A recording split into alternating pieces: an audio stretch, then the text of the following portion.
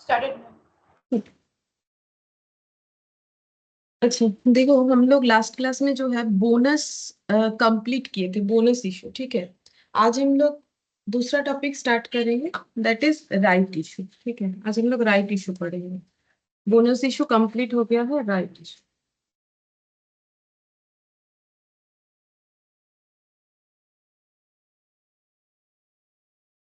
Heading करो right issue.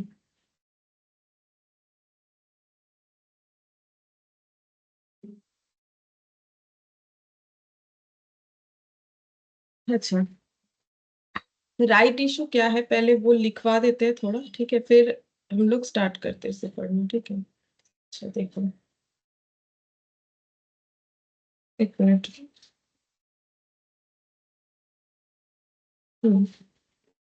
Right issue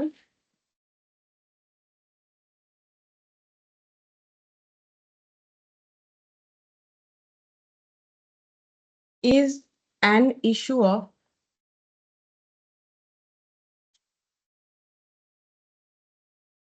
right to the company's existing shareholders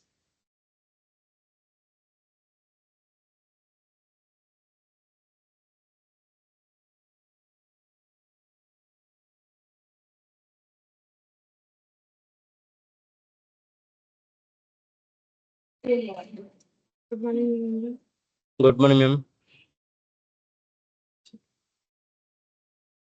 Right issue is an issue of right to the company's existing shareholder, comma, to buy additional shares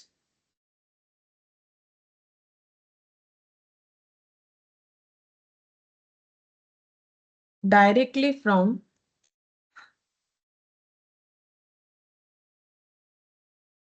the company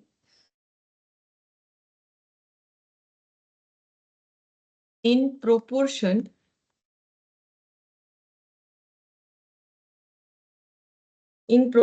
to their existing holding.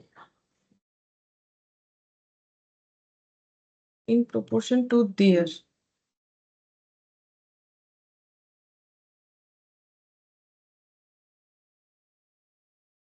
existing holding, comma, within a fixed time period. ठीक है, देखो right issue क्या होता है। देखो, right का मतलब क्या है, पहले नाम से पता करते हैं। राइट का मतलब होता है अधिकार। ठीक है, अगर हम लोग किसी को अधिकार दे रहे हैं, अब अधिकार क्यों मिलता है, देखो कुछ पास्ट कुछ इवेंट होगा तभी हम लोग बोल सकते हैं कि भाई मेरा भी अधिकार है। ठीक है, तो ये कैसे बोल सकते हैं, अचानक से कोई इंसान थोड़ी बोल सकता है कि मेरा भी अधिकार है। अधिकार का तो कोई बेस होना चाहिए। तो वैसे ही राइट इशू का मतलब हो गया, राइट इशू का मतलब हो गया an issue of right to the company's existing share holder. Company के जो एग्जिस्टिंग शेयर होल्डर है उनको कंपनी राइट इशू करती है। एक्चुअली क्या होता है, देखो कंपनी जब पहले बार मार्केट में आती है, मतलब कंपनी जब पहले बार शेयर ला रही है मार्केट में, ठीक है, तो उसको हम लोग बोलते हैं इनिशियल पब्लिक ऑफर, आईपीओ। ठीक है, इनिशियल पब्लिक ऑफर ये हो गया फर्स्ट टाइम जब कंपनी शेयर मार्केट में शेयर ला रही है, यानी अपने आप को लिस्टेड कंपनी बना रही है फर्स्ट टाइम। ठीक है, अब जब आईपीओ इशू होता है तो काफी सारे लोग जो है, जो भी इस कंपनी में इंटरेस्टेड होंगे, जो भी कंपनी है वो शेयर खरीद लेते हैं। ठीक है, अब कंपनी नेक्स्ट कभी अगर शेयर इशू करती है, ठीक है, ये फर्स्ट टाइम। ठीक है, अगर सेकेंड टाइम कंपनी कभी शेयर इशू करती है तो उसको बोलते हैं एफपीओ। ठीक है, फर्दर पब्लिक ऑफर, इसको क्या बोला जाता है, फर्दर पब्लिक ऑफर। अब क्या है ना कि जब कंपनी पहले बार आई थी तो इन लोगों ने कंपनी पे ट्रस्ट करके पैसा लगाया। अब कंपनी अच्छा ग्रो कर रही है तो वो दोबारा जो है कैपिटल मार्केट से लेने का सोच रही है, यानी कि वो दोबारा शेयर इशू करने का सोच रही है। तो फिर राइट इशू क्या टॉपिक है? राइट इशू ये टॉपिक है कि जब फर्दर पब्लिक ऑफर होगा, पहले इन लोगों को ऑफर करना है शेयर, ठीक है, इनके पास ऑलरेडी है लेकिन पहले इन लोगों को ऑफर करना है शेयर, उसके बाद ही जो है।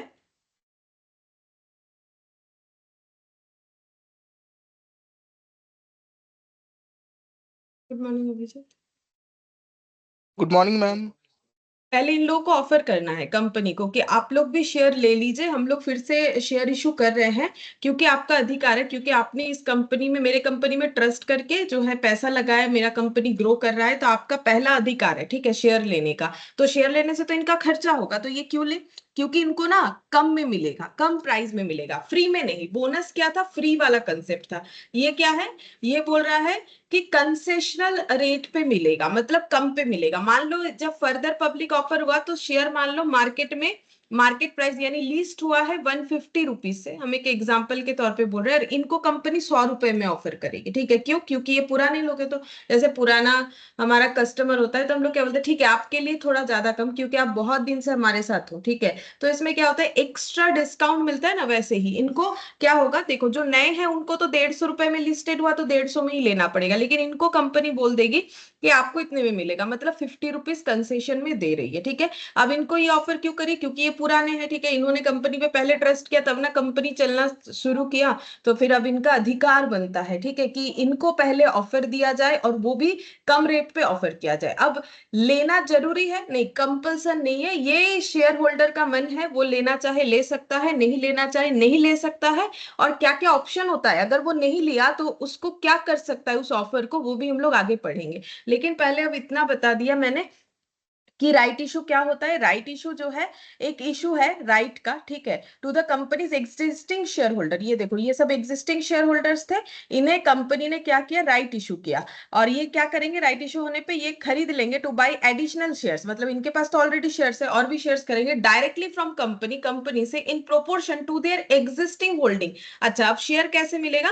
कंपनी राइट शेयर का ना रेशियो बताएगी, ठीक है, रेशियो मतलब जैसे बोनस में था, मान लो कंपनी बोल रही है कि अगर किसी के पास ओल्ड 5 शेयर है तो राइट शेयर 1 मिलेगा, ठीक है, तो रेशियो हो गया कुछ इस तरीके से, ठीक है। तो ये 5:1 रेशियो हो गया, ठीक है, 5:1 में मतलब एक राइट शेयर पाने के लिए ओल्ड शेयर होल्डर के पास मिनिमम 5 होना चाहिए। अगर किसी के पास 5 है तो उसे 1 मिलेगा, किसी के पास 10 है तो उसे 2 मिलेगा, ठीक है। किसी के पास अगर 3 ओल्ड शेयर है तो उसे कुछ भी राइट शेयर नहीं मिलेगा, क्योंकि कंपनी बोल रखी है कि 5 के बदले तो मिनिमम 5 होल्डिंग में रहेगा तो ही कुछ मिलेगा, अदरवाइज लेकिन नहीं मिलेगा, ठीक है। तो ये बोल रहा है। और with in a fix time period, मतलब कंपनी ये ऑफर जो है एक फिक्स टाइम पीरियड के लिए रखती है, ऐसा नहीं है कि ये चलता ही जाएगा कि भाई लेते ही जाओ, लेते नहीं, ऐसा नहीं। कोई भी चीज का एक समय होता है ना, वैसे ही तो एक समय है, जैसे मान लो तुम लोग का एग्जाम आएगा तो फॉर्म फिलअप का एक समय होता है ना, इतने तारीख से इतने तारीख के अंदर कर लेना है, वैसे ही कंपनी राइट इशू भी अगर आपको लेना है ये, तो फिर इतने तारीख से इतने तारीख के अंदर आपको ले लेना है, ये कंपनी बता देगी, ठीक है। तो ये हम लोग टॉपिक आज पढ़ने वाले हैं, ठीक है। अच्छा, अब नेक्स्ट पॉइंट में लिखेंगे right issue is offered eight, right issue is offered eight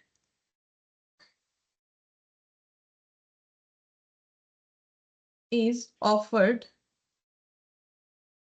at discount or concessional price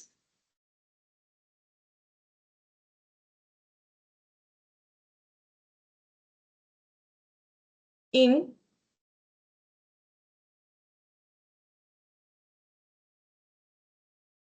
comparison to market price। ठीक है, ये अभी बताया भी मैंने तुम लोग को। देखो, right issue is offered at discounted और कंसेशनल प्राइस रेट, कम में ऑफर करेगा कंपनी, ठीक है, compare to market price, market price के हिसाब से कम में ऑफर करेगा। अब ये डिस्काउंट मतलब तुम लोग शेयर वाला डिस्काउंट मत समझ लेना कि 10 रुपए का शेयर 8 रुपए में लिस्टेड हुआ, डिस्काउंट में हुआ, वो हो सकता है, उसमें कोई फर्क नहीं पड़ता है। लेकिन राइट इशू में डिस्काउंटेड प्राइस का मतलब है जो मार्केट में शेयर जितने में लिस्टेड होगा उससे कम में ही मिलेगा एग्जिस्टिंग शेयर होल्डर को, तभी ना हुआ अधिकार, तभी ना हुआ पुराने लोग, ठीक है। तो कुछ तो बेनिफिट होना चाहिए, अगर मार्केट प्राइस पे मिलेगा तो ये क्यों खरीदे, नहीं खरीदेंगे, ठीक है। और अगर बहुत ठीक लगा कि भाई मुझे खरीदना है तो खरीद सकते हैं, तब तो उसे राइट इशू नहीं बोलेंगे। अगर नॉर्मल पब्लिक के तरह ही खरीदना पड़ा तो वो राइट इशू कहाँ से हुआ, राइट इशू नहीं होगा, ठीक है। अच्छा, अब नेक्स्ट यहाँ पर लिखेंगे Right issue are often transferable. Right issue are often transferable,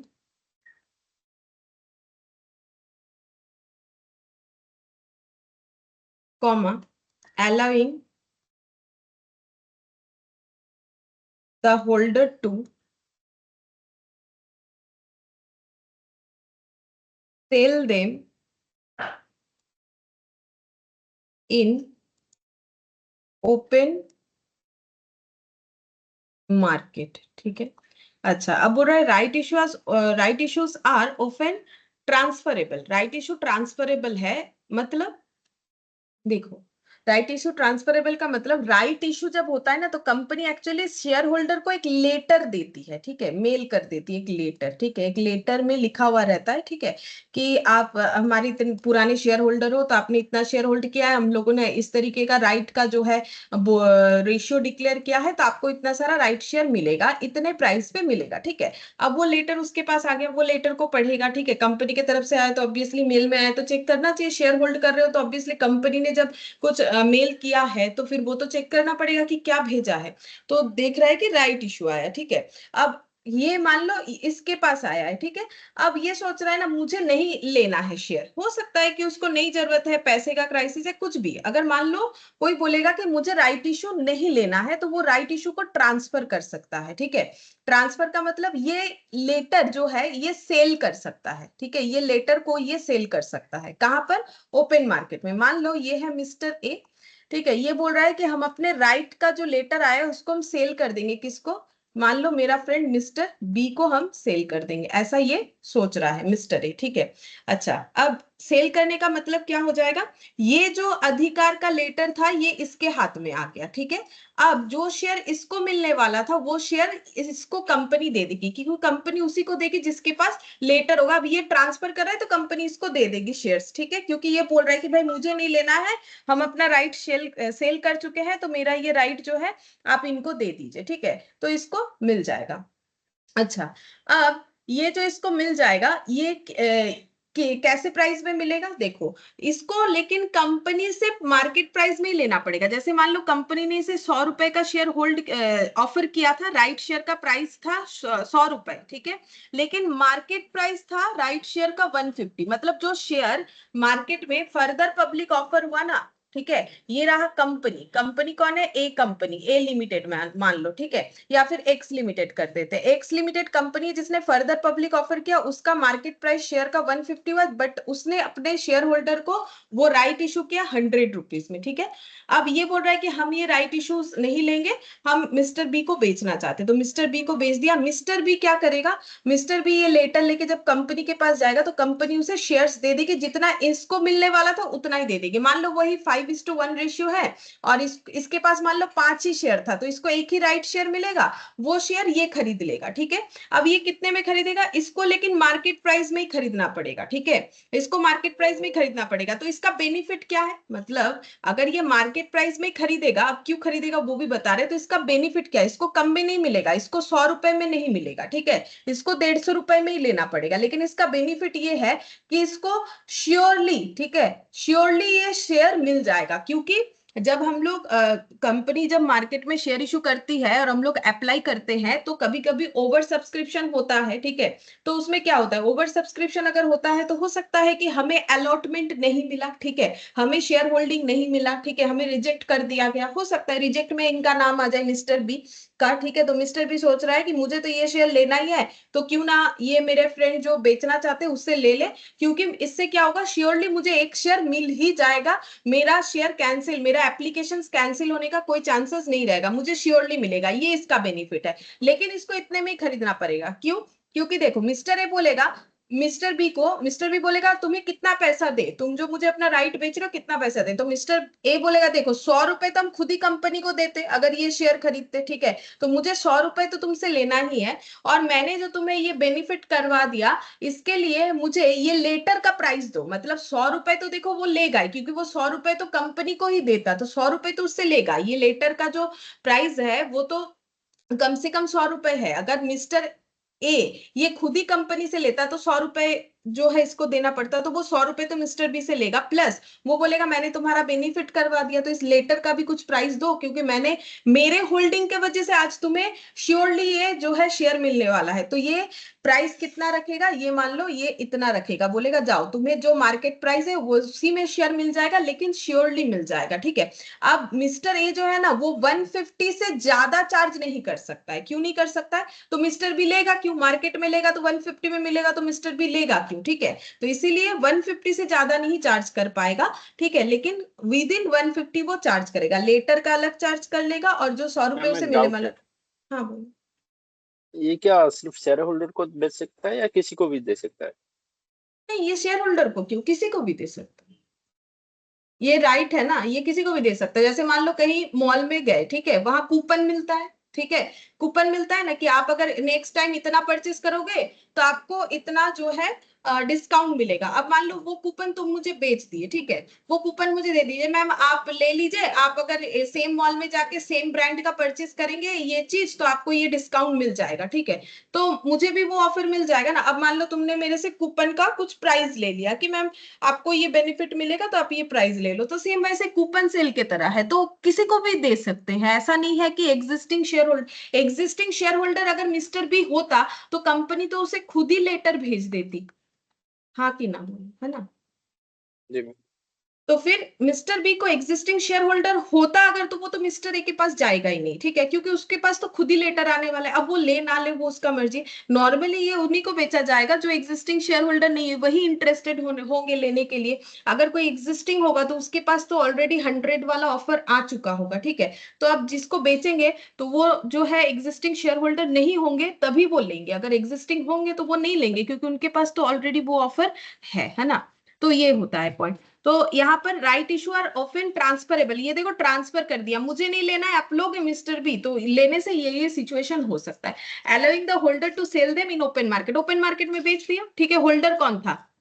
mister A था, उसने अपना राइट्स को बेच दिया, ठीक है। जैसे अगर हम लोग चाहे अपना कूपन को सेल कर सकते हैं, ठीक है। जैसे मान लो हम लोग मॉल में गए, ठीक है, कुछ खरीदा, कूपन मिल गया, उस कूपन को किसी और को ट्रांसफर कर सकते तो उसको वो बेनिफिट मिल जाएगा। और अगर हम लोग उस कूपन का कोई प्राइस ले लेते, मान लो हम ही कुछ खरीदे, ठीक है, फिर तुम लोग भी सेम जगह पे जाके कुछ ऐसा ही सेम प्रोडक्ट लेना चाहते हो, तो हम बोल सकते हैं कि भाई ये मैंने कुछ दिन पहले लिया था तो ये मिला था, ये ले लो कूपन, लेकिन मुझे इसका कुछ प्राइस दे दो, ठीक है। तो वो कुछ प्राइस जो है हम लोग ले सकते हैं, मतलब कुछ वैल्यू वैल्यू के बदले ले लिया, ठीक है, फ्री में नहीं देके, क्योंकि फ्री में तो कोई आजकल कुछ देता नहीं है, ठीक है। तो मतलब यहाँ पर फ्री में नहीं होगा। बाकी देखो हम लोग अपना अपना है कि दे सकते हैं कूपन, किसी को ऐसे भी दे सकते हैं, ठीक है। नॉर्मली ऐसे ही देते हैं लोग, थोड़ा ना कुछ लेंगे। अच्छा अब देखो यहाँ पर नेक्स्ट पॉइंट, ठीक है, नेक्स्ट पॉइंट में लिखो कि cum right value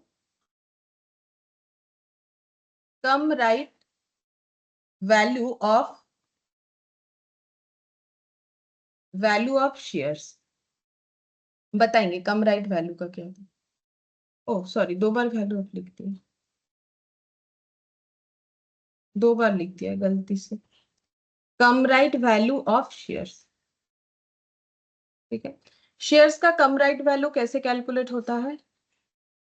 number of, ये पहले फॉर्मूला जस्ट लिखो, अभी क्वेश्चन करवाएंगे तो समझ जाओगे कैसे काम होगा इस फॉर्मूले से। Number of existing shares into market price पर शेयर। अच्छा फिर x right value of shares, x right value of shares, x right value of shares equal come right value of shares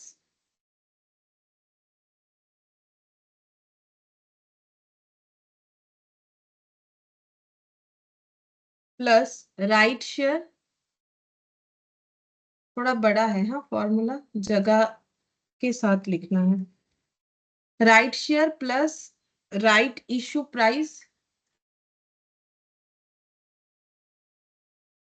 divided by number of existing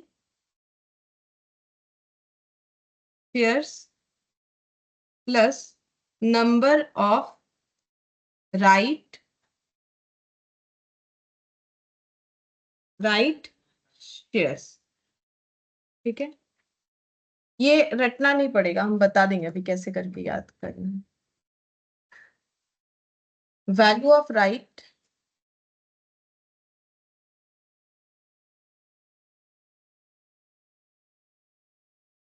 value of right per share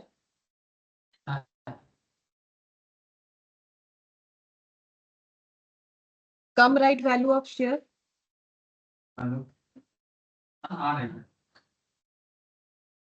minus ex right value of shares.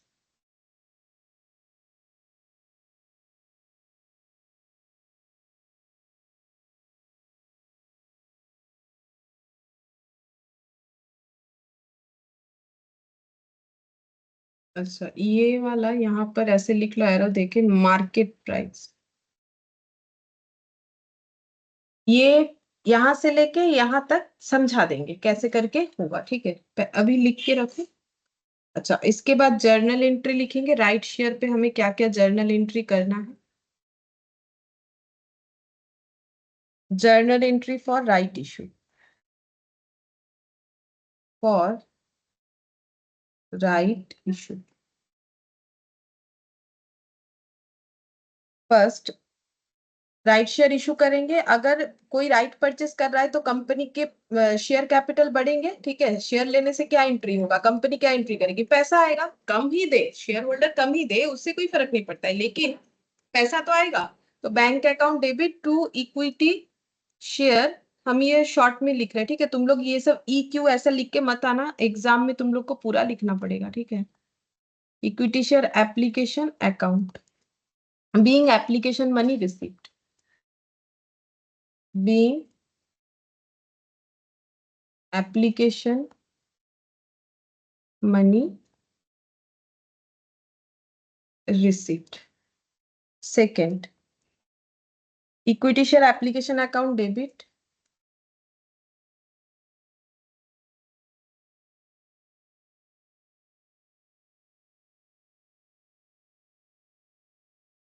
To equity share capital, to equity share capital to securities premium, अगर premium का कुछ हुआ तो being application money transfer to share capital, being application money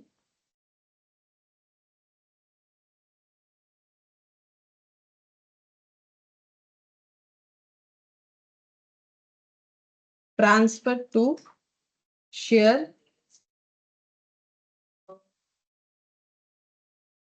capital, ठीक है। Transfer T slash F.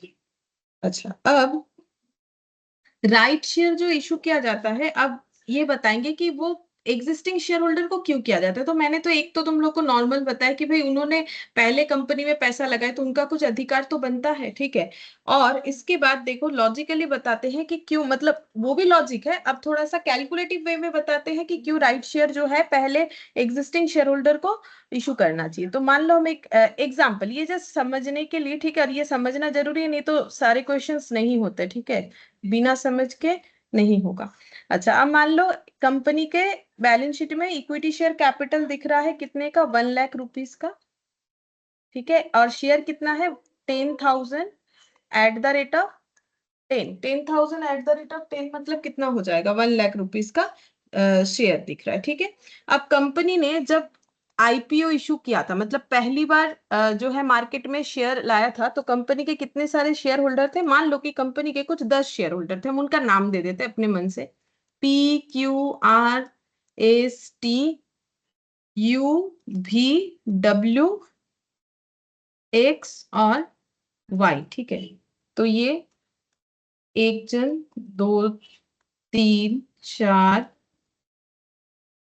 5, 6, 7, 8, 9, 10, ये 10 share holder थे जिन्होंने इस कंपनी का शेयर जिसका बैलेंस शीट बनाए हैं, फर्स्ट टाइम इनका शेयर लिया था, और इन सबके पास कितना करके शेयर था, मान लो कि इनके पास भी 1000 शेयर्स था, इनके पास भी 1000 शेयर्स था, इनके पास भी 1000 शेयर्स था, and dot dot dot dot सभी के पास सेम नंबर ऑफ शेयर्स, यानी सभी के पास 1000 करके शेयर्स था। ठीक है, तो अब यहां पर चेक करते हैं,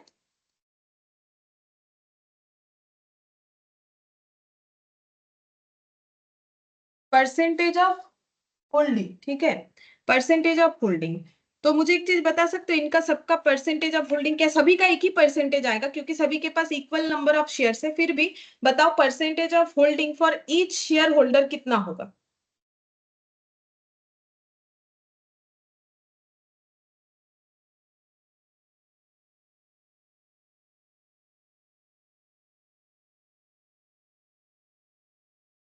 बोलो, ये तो 1-2 का चीज है कि परसेंटेज ऑफ होल्डिंग कितना होगा।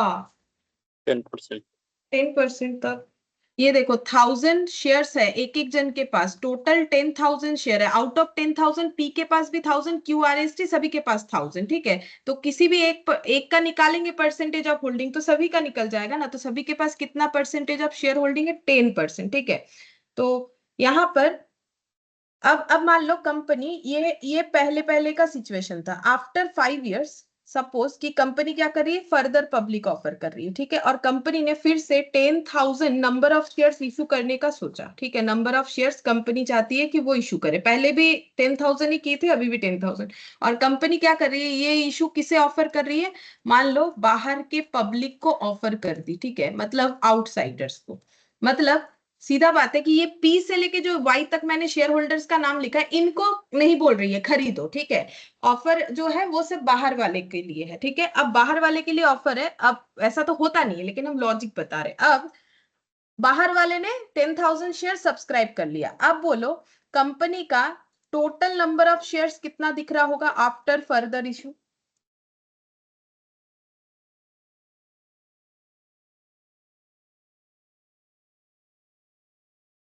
बोलो, आफ्टर फर्दर इशू कंपनी का टोटल नंबर ऑफ शेयर्स कितना दिख रहा होगा, नंबर पूछ रहे हैं।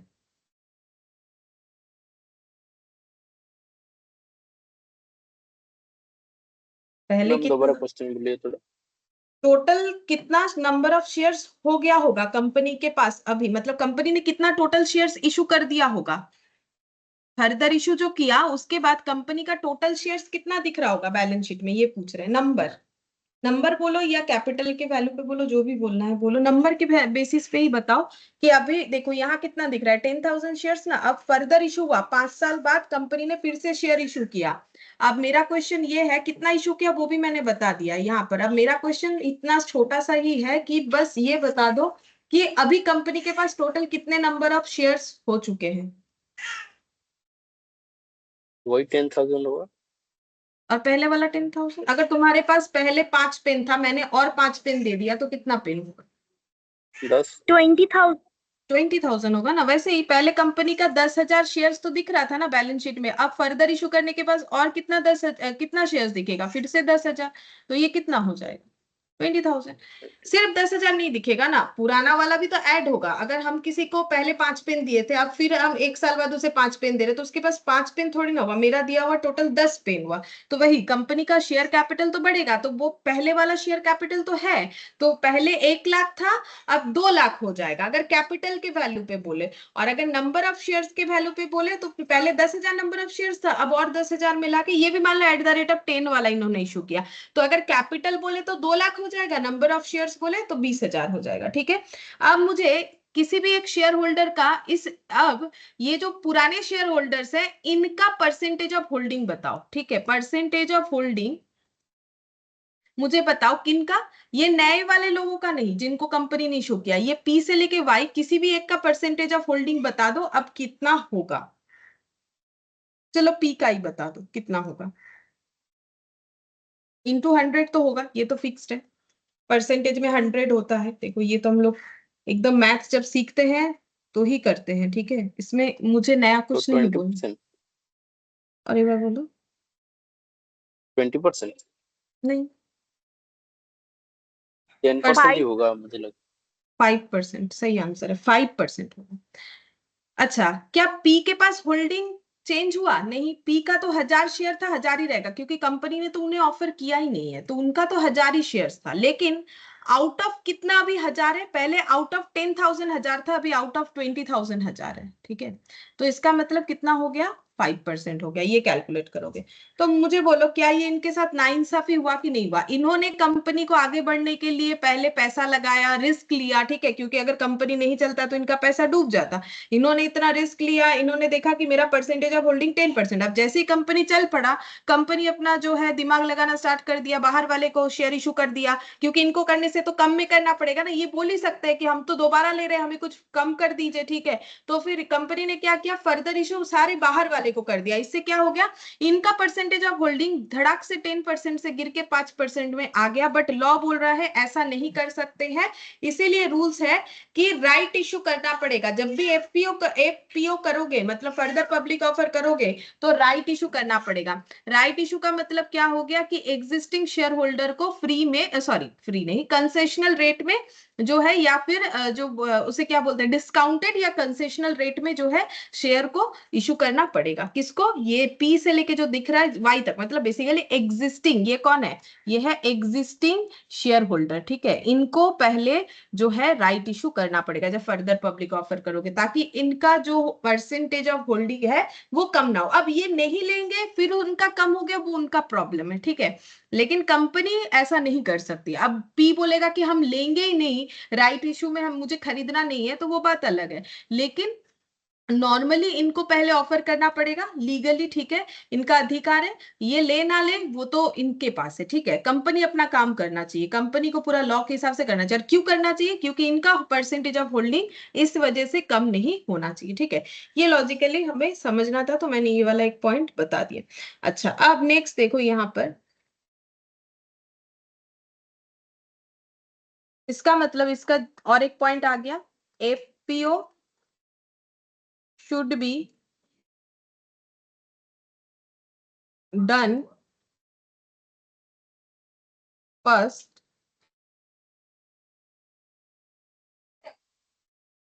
to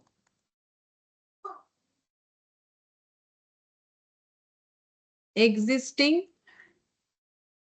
shareholder. It is called,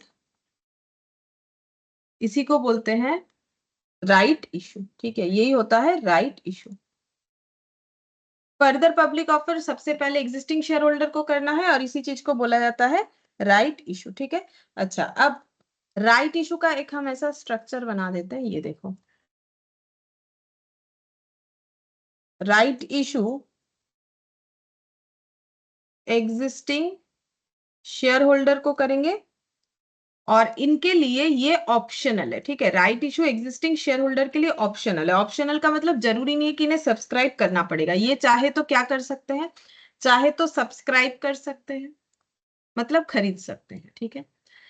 अच्छा, अब चाहे तो बेच सकते हैं, जैसे मैंने जो तुम लोग को एग्जांपल दिखाया, ठीक है, मिस्टर ए मिस्टर बी जो लिख के दिखाया, रिजेक्ट ऑफर, रिजेक्ट ऑफर। अच्छा, किसी को नहीं बेच के सीधा सीधा कंपनी को वापस से एक मेल कर दिया कि भाई मुझे ये ऑफर नहीं चाहिए, बेचने का कोई झंझट नहीं लिया। हो सकता है कोई खरीद लिया, सब्सक्राइब किया, उसको बोलेंगे। हो सकता है किसी ने रिजेक्ट कर दिया कि भाई मुझे लेना नहीं है। हो सकता है किसी ने अपना राइट बेच दिया, उसको यहाँ पर बोलते हैं, इसका लैंग्वेज होता है रिनाउंस, ठीक है।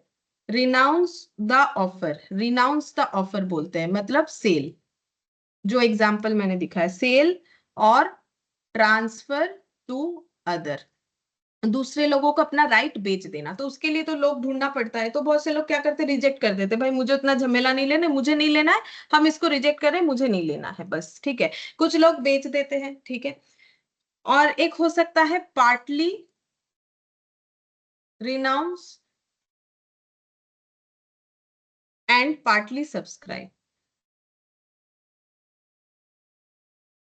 इसका मतलब, मान लो कि किसी के, कंपनी ने 5:1 में जो है राइट शेयर इशू किया है, ठीक है। अब मान लो किसी के पास 100 शेयर्स है, अब इसको कितना सारा राइट शेयर मिलेगा? 5 के बदले 1, 1 के बदले 1/5, और किसी के पास अगर 100 शेयर्स है तो 100/5 यानी कि 20 शेयर्स मिलेगा। अब ये बोल रहे हैं कि हम ना 15 शेयर्स खुद सब्सक्राइब करेंगे और 5 जो है बेच देंगे, मतलब 5 शेयर का राइट्स बेच देंगे, तो इसको बोलते हैं partly renounce and partly subscribe. मतलब कुछ शेयर्स खुद खरीद लेना और कुछ शेयर्स का राइट्स किसी और को बेच देना, तो इसको बोलते हैं पार्टली रिनाउंस और पार्टली सब्सक्राइब। तो एक शेयर होल्डर के पास इतने सारे ऑप्शंस होते हैं राइट शेयर्स को लेके, चाहे तो ले, चाहे तो ना ले, चाहे तो बेच दे, चाहे आधा बेचे आधा रख ले, ये जो वो करना चाहे वो कर सकता है, उसका पूरा पूरा अधिकार है। ठीक है, अच्छा अब राइट इशू जो है ये होगा, ये फुल्ली न्यू इशू है कंपनी के लिए, क्योंकि फर्दर पब्लिक ऑफर कर रहा है ना, तो न्यू इशू है कंपनी के लिए। ठीक है, और लेकिन फ्री ऑफ कॉस्ट में नहीं है, जैसे हम लोगों ने बोनस में पढ़ा वैसा नहीं होता है, but not free of cost,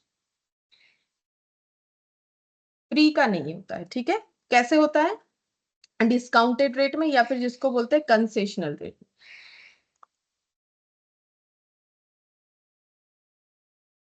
जो कि मार्केट प्राइस से कम होगा। कितना कम, कंसेशन मतलब तो कम हुआ, लेकिन कितना कम, मार्केट में शेयर जितने से लिस्टेड होगा उससे कम में होगा। ठीक है, तो जो भी मैंने पॉइंट्स बताए थे उसको थोड़ा सा मैंने यहाँ जिस्ट कर दिया।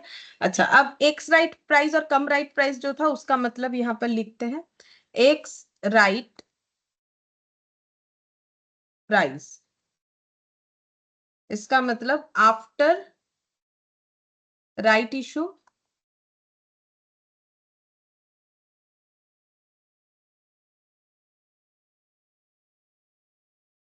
मार्केट प्राइस, और एक है before right issue market price, जिसको हम लोग बोलते हैं cum right price.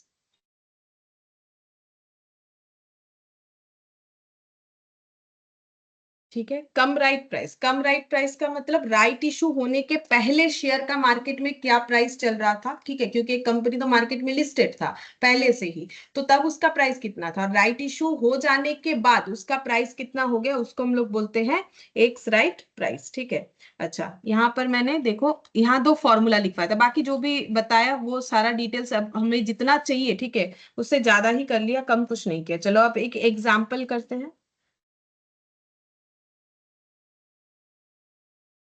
Z Limited had 1 lakh equity share of rupees 10 each. Market price is rupees 50. Full stop. Z Limited issue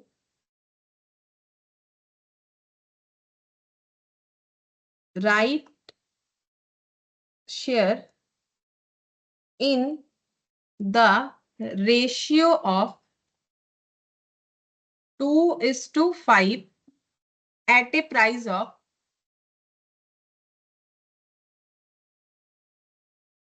rupees 30. 2 question है इस पे। X right value find x right value of share. Second question, value of right.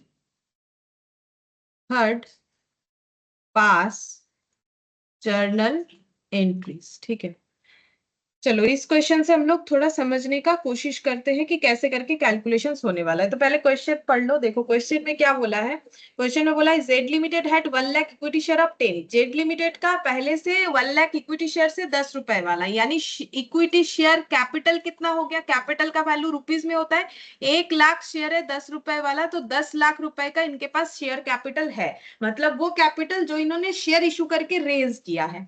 Market price इस share का है 50, मतलब ये share 10 रुपए, तो इसका नॉमिनल वैल्यू होता है एक शेयर का, ठीक है, जो वैल्यू होना चाहिए। लेकिन ये मार्केट में अगर अच्छा जो है अच्छा चल रहा है, कंपनी का अगर अच्छा ग्रोथ है, तो ऑटोमेटिकली शेयर का प्राइस बढ़ता जाएगा। क्यों बढ़ता है, क्योंकि लोग उस शेयर को लेने के लिए भागते हैं, लेकिन शेयर्स का नंबर तो लिमिटेड होता है ना, तो इसमें क्या होता है, हमारा शेयर का प्राइस बढ़ जाएगा, क्योंकि एक चीज के पीछे अगर 10 लोग भागेंगे तो फिर उसका प्राइस तो बढ़ेगा ही। तो देखो अब मार्केट प्राइस शेयर का चल रहा है 50।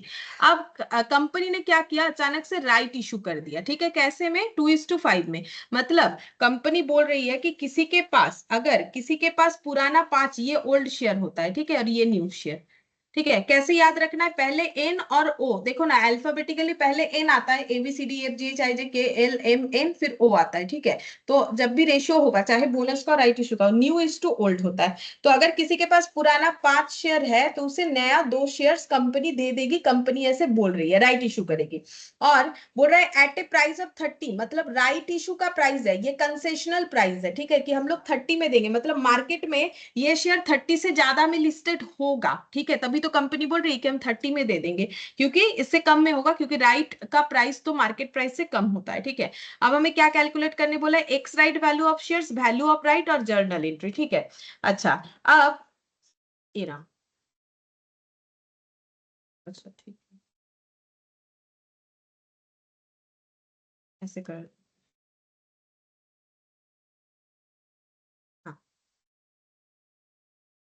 अब यहाँ पर देखो, हमें सबसे पहले पूछा x right value, x right का मतलब क्या है, आफ्टर, एक्स राइट का मतलब है after right issue market price, right issue होने के बाद मार्केट प्राइस क्या है वो हमें बताना है। अच्छा, सबसे पहले तुम लोग मुझे ये बताओ कि कंपनी को कितना सारा राइट शेयर इशू करना पड़ेगा, कंपनी के दिमाग में क्या चल रहा है, कौन लेगा नहीं लेगा वो तो बात का बात है। कंपनी के पास अगर 1 लाख शेयर्स अवेलेबल है, मतलब एग्जिस्टिंग 1 लाख इक्विटी शेयर्स है, और कंपनी बोल रही है कि 2:5 रेशियो में राइट शेयर देंगे, तो बोलो कंपनी को कितना राइट शेयर इशू करना पड़ेगा, पहले ये बताओ। जैसे बोनस का कैलकुलेशन हुआ था वैसे ही है, कोई नया चीज नहीं है।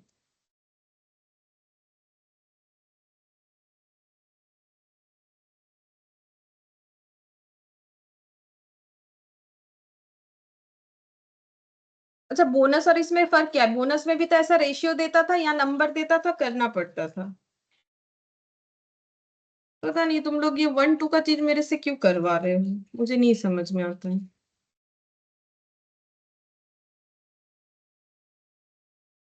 मुझे बोलो, आंसर चाहिए।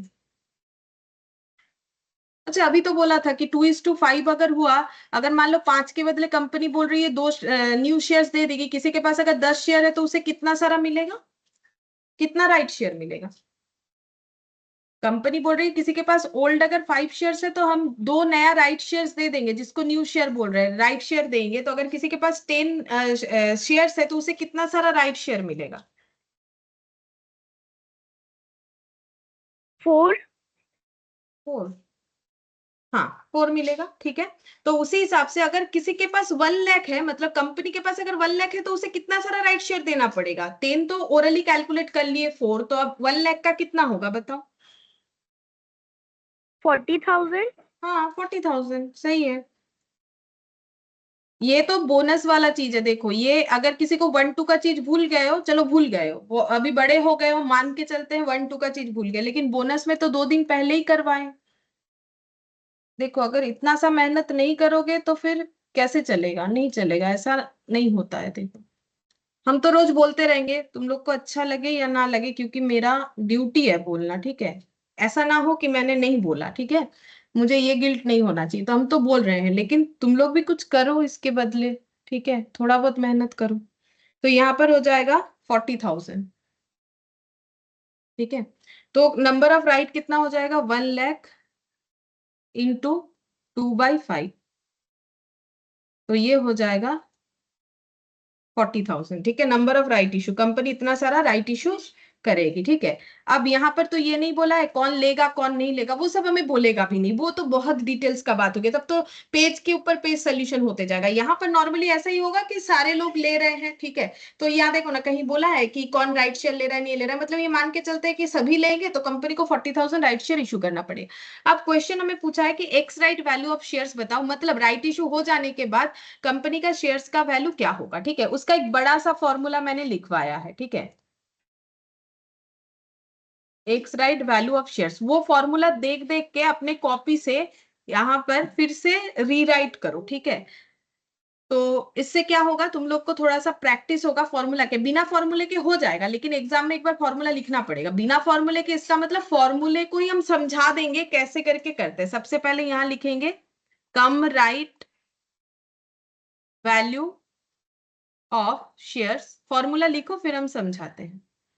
फिर यहां पर number of right issue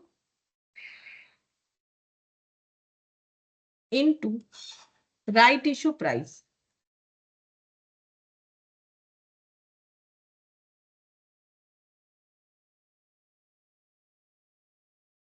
number of existing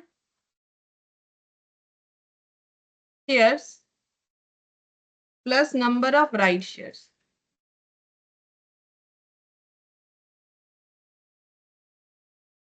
ठीक है, ये लिख लिया। अच्छा, अब हम लोग क्या करेंगे, यहाँ पर ये फाइंड आउट करेंगे कि x right value of shares कितना है, और ex right value of shares का मतलब है after right issue market price. ठीक है, तो राइट इशू होने के बाद मार्केट प्राइस क्या हो गया, तो उसके लिए पहले हम लोग ये निकालेंगे कि राइट इशू होने के पहले मार्केट प्राइस कितना था, जिसको बोलते हैं कम राइट वैल्यू। ठीक है, कम राइट वैल्यू का मतलब है before right issue. Before right issue market price share का कितना था, बता सकते हो? हम हिंट्स दे रहे हैं, आराम से सुनो, देखो बता सकते हो अगर कोशिश करोगे।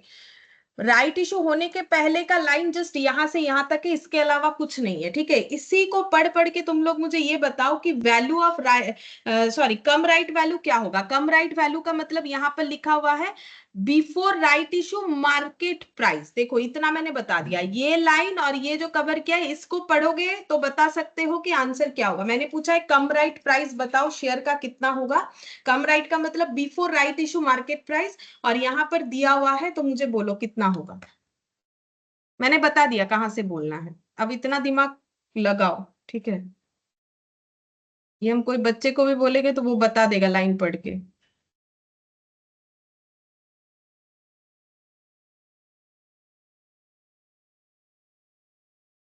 सामने होते ना तुम लोग तो कान पकड़ के उठक बैठक कराने का मन कर रहा है मुझे।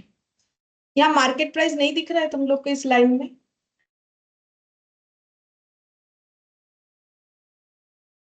ए मार्केट प्राइस बोलो, मार्केट प्राइस नहीं दिख रहा है तुम लोग को यहाँ पर? जो लाइन दिया है ना बस उसी को देखो, उससे उससे आगे पीछे मत देखो, उसी को देख। हाँ बोलो, और एक बार बोलोगे, आवाज कट गया। 50,000। हाँ 50,000 नहीं हो रहा है, आई थिंक 50 लाख होगा ना, 15 into 1 लाख। 50 लाख, हाँ 1 चलो लाख। ठीक, हाँ ठीक है चलो। ये पढ़ने में क्या जाता है, यहाँ दिया हुआ है 50, मैंने बता भी दिया कैसे करके बताना है, उसके बाद कोशिश नहीं करोगे तो कैसे चलेगा।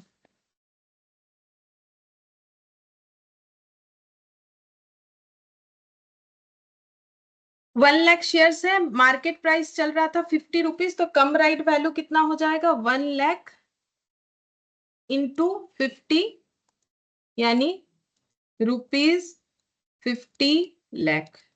ठीक है, अच्छा अब नेक्स्ट हम लोग निकालेंगे वैल्यू ऑफ राइट इशू। ठीक है, राइट इशू का वैल्यू कितना है, ठीक है, जैसे बोनस का वैल्यू, तो राइट इशू कितना सारा होगा, हम लोगों ने खुद निकाला 40,000 होगा, और राइट इशू का वैल्यू कितना है, 40,000 शेयर्स जो है उसका प्राइस कितना है, उसके लिए हमें कौन सा लाइन जो है चेक करना चाहिए। देखो हमारे पास तो ज्यादा बड़ा क्वेश्चन मैंने दिया ही नहीं है, बस यहाँ से यहाँ, यहाँ से यहाँ तक का लाइन है। ठीक है, यहाँ से यहाँ देख के मुझे बताओ कि अगर हम लोग 40,000 शेयर्स राइट इशू करेंगे तो राइट इशू का वैल्यू कितना है, कैसे निकालोगे, यहां से यहां देखोगे तो बता सकते हो। राइट इशू का एक ही प्राइस दिया हुआ है, बताओ कितना होगा।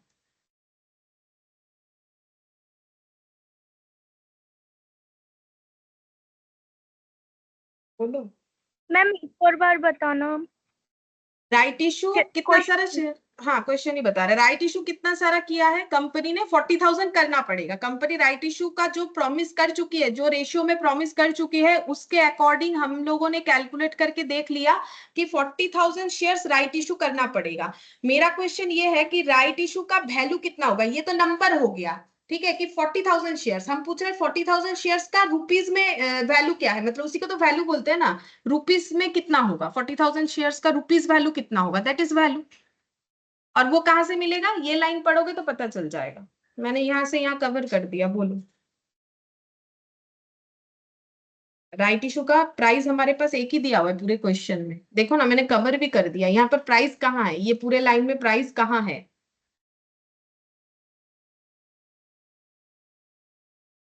मैम 12 लाख। हाँ 12 लाख। अभी हम बोलने वाले थे भगवान मुझे मार डालो, ये देखो 30 रुपीज। उफ, ऐसे करके ना सामने होने चाहिए थे तुम लोग, मार पड़ता है केक को। अरे बाप रे, देखो यहाँ पर हो गया कितना, 40,000 इंटू 30, तो ये कितना हो जाएगा, ये हो गया 12 लाख। ठीक है, तो 40,000 शेयर, अगर 30 रुपए उसका वैल्यू है, चाहे मार्केट प्राइस ही हो, क्योंकि इसका मार्केट प्राइस में ही देखना पड़ेगा। ठीक है, तो एक्स राइट, सॉरी, ये जो निकल गया वैल्यू ऑफ राइट इशू, मतलब राइट इशू का वैल्यू क्या हुआ, 12 लाख रुपए हो गया वैल्यू, मतलब इसका एक्चुअल वैल्यू। तो एक्चुअली ये 30 रुपीज में अगर मार्केट में लिस्टेड हुआ है तो ये उतना ही हो गया। देखो ये भी मार्केट प्राइस से कैलकुलेट हुआ, ये भी मार्केट प्राइस से ही कैलकुलेट हुआ। ठीक है, ये चीज का ध्यान रखो। अच्छा, अब अगर तुम लोग थोड़ा देखोगे तो यहाँ पर हमारे पास टोटल वैल्यू कितना हो गया शेयर्स का, बोल सकते हो total value after right issue. हम हिंट्स देते हैं, चलो कोशिश करो।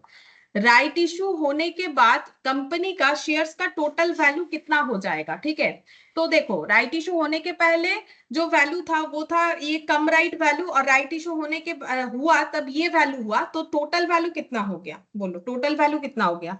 ये देखो, ये देख के बताओ, कहाँ चला गया मेरे पे, ये देखो, ये वाला क्या है, कम राइट वैल्यू, मतलब राइट इशू होने के पहले, मतलब ये मान लो। ठीक है, एक हम डायग्राम बना रहे हैं, यहाँ राइट इशू होने के पहले कंपनी का शेयर का वैल्यू था 50 लाख। राइट इशू के बाद जो शेयर राइट इशू हुआ, राइट इशू शेयर्स का वैल्यू हुआ 12 लाख, तो कंपनी का शेयर्स का भी टोटल वैल्यू कितना है, मेरा क्वेश्चन ये है। 62 लाख। हाँ 62 लाख, ये पूछ रहे हैं, सही, 62 लाख। ठीक है, यहाँ पर 50 लाख और 12 लाख, यहाँ पर हो जाएगा 62 लाख। ठीक है, ये हो गया। अब ये कितने सारे शेयर्स का वैल्यू है बोल सकते हो, वो कहां पर देख के बताना है, चलो वो भी बताते हैं। कितने सारे शेयर्स का वैल्यू 62 लाख है, 1,40,000। ठीक है 1,40,000, क्योंकि 1 लाख का इतना, 40,000 का इतना, तो 1,40,000 शेयर्स का वैल्यू इतना हुआ है। ठीक है, अच्छा, अब हम लोग निकालेंगे, यहाँ पर यहाँ लिख लेते हैं, number of shares, total number of shares after right issue.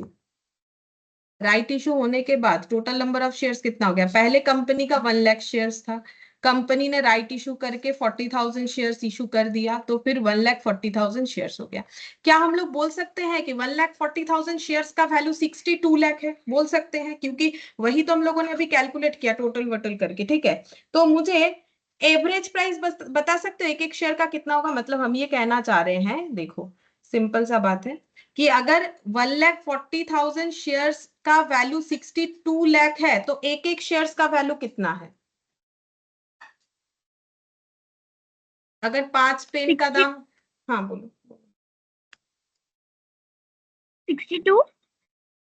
62 नहीं तो 62 तो नहीं, डिवाइड गलत कर रहे हो शायद, देखो 44.28। हाँ 44.28 वैल्यू ऑफ पर शेयर। ठीक है, एक एक शेयर का वैल्यू कितना है, तो 1,40,000 शेयर्स का वैल्यू है 62 लाख, तो 1,40,000 शेयर्स का वैल्यू कितना होगा, डिवाइड करने से पता चलेगा ना। अगर 5 पेन का 25 रुपया है, तो एक एक पेन का कितना होगा, 25/5। ठीक है, तो ये हो गया 44.28 पॉइंट समथिंग आ रहा है, वो समथिंग मोर देन 5 है शायद, तो ये 29 होना चाहिए। ठीक है, हम एक बार देख लेते हैं, क्योंकि मैंने ये किया हुआ है 29 ही होगा। कैलकुलेशन, हाँ 29 होगा उसके हिसाब से, ठीक है। चलो ये हो गया 44.29, तो हम लोगों ने क्या निकाल लिया, वैल्यू पर शेयर, ठीक है। अब इसी को हम लोग क्या बोलेंगे, x right value of shares, इसी को हम लोग बोलेंगे x right value of shares. तो एक्स राइट वैल्यू का मतलब क्या था, एक्स राइट वैल्यू का मतलब था कि after right issue market price कितना होगा। तो आफ्टर राइट इशू सिचुएशन क्या होगा, after right issue number of shares बन जाएगा 1,40,000, after right issue total share capital का वैल्यू बन जाएगा इतना, फिर दोनों को डिवाइड करने से हमें पता चल जाएगा राइट शेयर का वैल्यू कितना है। अब अगर तुम लोग देखोगे तो ये जो बड़ा सा फॉर्मूला था उसी को मैंने किया यहाँ पर, ठीक है। कैसे, देखो ध्यान से, यहाँ पर क्या लिखा, यहाँ पर मैंने क्या निकाला, कम राइट वैल्यू। कैसे निकाला, यहाँ पर कम राइट वैल्यू निकाला मैंने existing shares into market price. ये देखो cum right value of shares निकला कितना, 50 लाख। फिर फॉर्मूला क्या बोल रहा था, number of right issue into right issue price, ये था number of right issue into right issue price, कितना आ गया 12 लाख।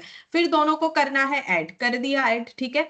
फिर डिवाइड करना है नंबर ऑफ एग्जिस्टिंग शेयर्स, तो number of existing shares plus number of right shares plus number of right shares, फिर 1,40,000 आया, उससे डिवाइड कर दिया। तो ये बड़े फॉर्मूले को मैंने इस तरीके से समझा दिया, और इसका लॉजिक भी आई होप समझ में आ गया होगा कि कैसे करके निकला। क्योंकि राइट इशू होने के बाद प्राइस पूछ रहा है, तो राइट इशू होने के बाद कंपनी के बैलेंस शीट का कंडीशन क्या है, कंपनी के बैलेंस शीट का कंडीशन ये है कि कंपनी के पास 1,40,000 शेयर्स हो गया और उसका वैल्यू निकल के आ रहा है 62 लाख, तो एक एक शेयर्स का वैल्यू निकल के आ रहा है 44.29 करके निकल के आ रहा है, ठीक है। ये हम लोग का हो गया value of x right value of shares, ठीक है। तो अब आई थिंक कि तुम लोग को फॉर्मूला याद करने में ज्यादा दिक्कत नहीं होगा, ठीक है। अगर ये कंसेप्ट समझ में आ गया तो इस कंसेप्ट से ही तुम लोग फॉर्मूले को लिख सकते हो। मतलब मेरे हिसाब से लोग क्या करते हैं, ये लिखने के बाद ये बनाते हैं। तो मेरा कहना ये है कि अगर समझ के पढ़ा जाए तो ये बना लो, फिर यहां पर फॉर्मूला चिपकाओ, ठीक है। मैंने क्या निकाला, कम राइट वैल्यू, लिख दो कम राइट वैल्यू। फिर मुझे क्या निकालना है, क्योंकि मुझे निकालना क्या है कि राइट इशू होने के बाद शेयर का वैल्यू क्या होगा। तो राइट इशू होगा तो नंबर ऑफ शेयर बढ़ेगा और शेयर कैपिटल भी बढ़ेगा। तो नंबर ऑफ शेयर्स देख लेंगे कितना हो रहा है, तो नीचे ये आ जाएगा और ऊपर आ जाएगा टोटल शेयर्स के वैल्यू, एग्जिस्टिंग शेयर्स का वैल्यू और राइट इशू का वैल्यू।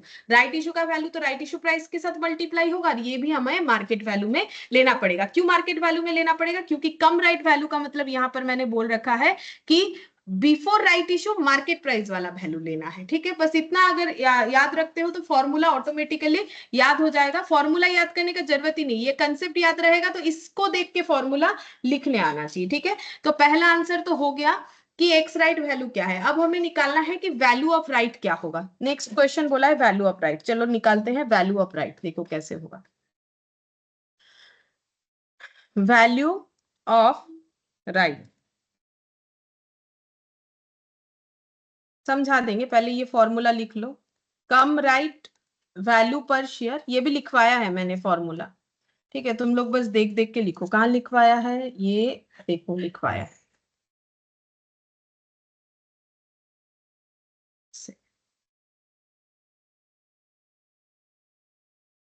ये रहा, cum right value of shares minus ex right value of shares, है ना, ये वाला। तो देख देख के लिखो अपने कॉपी से, minus ex right value of shares.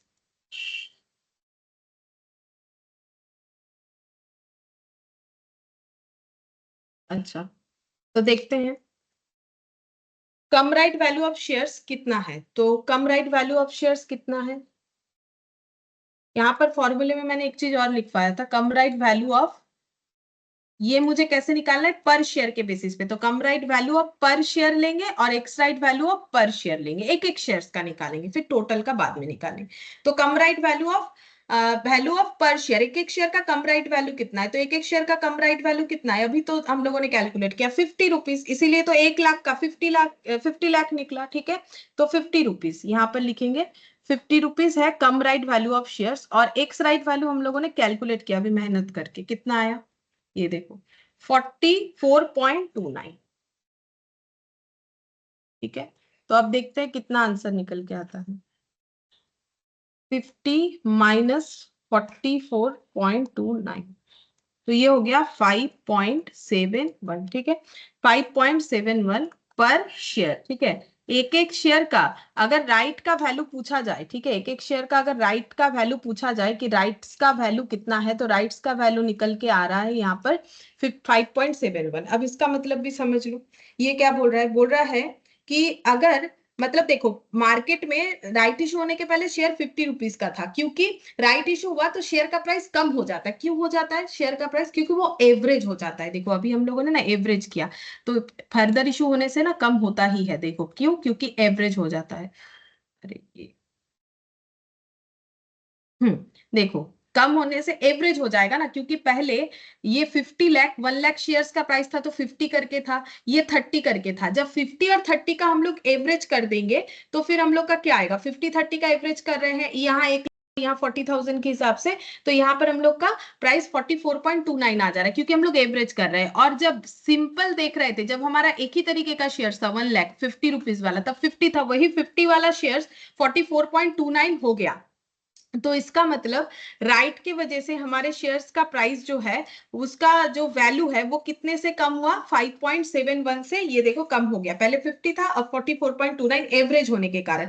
और इसी को बोलेंगे कि यही राइट का वैल्यू है। मतलब अगर हमें किसी को ये ट्रांसफर करना है, इसको हम लोग ट्रांसफर प्राइस भी बोलेंगे। देखो ट्रांसफर प्राइस कितना होगा, ट्रांसफर प्राइस मतलब ये कौन सा प्राइस है, जो मैंने तुम लोग को अभी थोड़ी देर पहले स्टोरी बताया था, वहां पर बोला था ना कि मिस्टर ए जो है वो मिस्टर बी को कितने में बेचेंगे, तो 100 रुपए तो लेंगे ही लेंगे। अगर मेरा क्वेश्चन याद आ रहा है, एग्जाम्पल 150 जो है कंपनी मार्केट में लिस्टेड हुई है उस शेयर का, लेकिन कंपनी ने अपने राइट शेयर्स के लिए 100 रुपए का प्राइस रखा हुआ है। अब वो चाहते हैं कि वो बेच देंगे, तो 100 रुपए प्लस कितना वो प्राइस लगाएं, ठीक है, मतलब कूपन का कितना प्राइस ले, कितना प्राइस ले, 100 तो वो लेंगे ही लेंगे, वो तो कंपनी को ही देने वाले थे, तो कितना एक्स्ट्रा ले, मतलब ट्रांसफर प्राइस क्या होना चाहिए।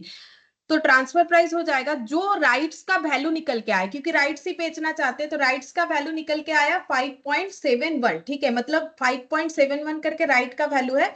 अब उन्हें अगर अपना जो राइट्स है वो ट्रांसफर करना है, तो कितने शेयर्स के लिए ट्रांसफर करना पड़ेगा। तो देखो कंपनी ने रूल्स क्या बोला था यहाँ पर राइट इशू का, कि मिनिमम अगर 5 शेयर्स होगा, देखो मिनिमम अगर 5 शेयर्स किसी के पास होगा तभी ना उसे 2 राइट शेयर्स मिलेगा। तो कोई अगर अपना राइट ट्रांसफर करना चाहता है तो मिनिमम कितने शेयर्स के लिए करेगा, 5 शेयर्स के लिए, ठीक है। तो वो 5 शेयर का 5.71 करके उससे रिकवरी करेगा, ठीक है, मतलब उसका जो ट्रांसफर प्राइस है, मतलब सेल प्राइस है, वो 22.55 लगाना चाहिए। इस तरीके से हम लोग ट्रांसफर प्राइस को कैलकुलेट कर सकते हैं, ठीक है।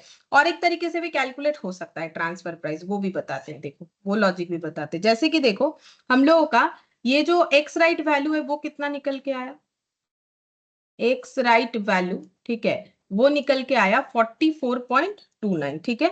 और जो कम राइट वैल्यू था, कम राइट वैल्यू था वो कितना था, 30 रुपीज। मतलब राइट इशू होने के बाद और राइट इशू होने के पहले जो डिफरेंसेस आया वो कितना आया, डिफरेंसेस आ रहा है, देखो मतलब राइट इशू होने के बाद कितना डिफरेंसेस आ गया शेयर के प्राइस में, ये देखो मार्केट प्राइस में यहाँ पर हो गया 14.29, ठीक है, 14.29 करके ये जो है डिफरेंसेस आ गया। अब ये 14.29 जो है ये क्यों चेंजेस हुआ, बिकॉज ऑफ राइट इशू, ठीक है। अब 29 राइट नहीं इशू मैम 71 होगा 14.71 अच्छा नहीं 44.29 माइनस 30,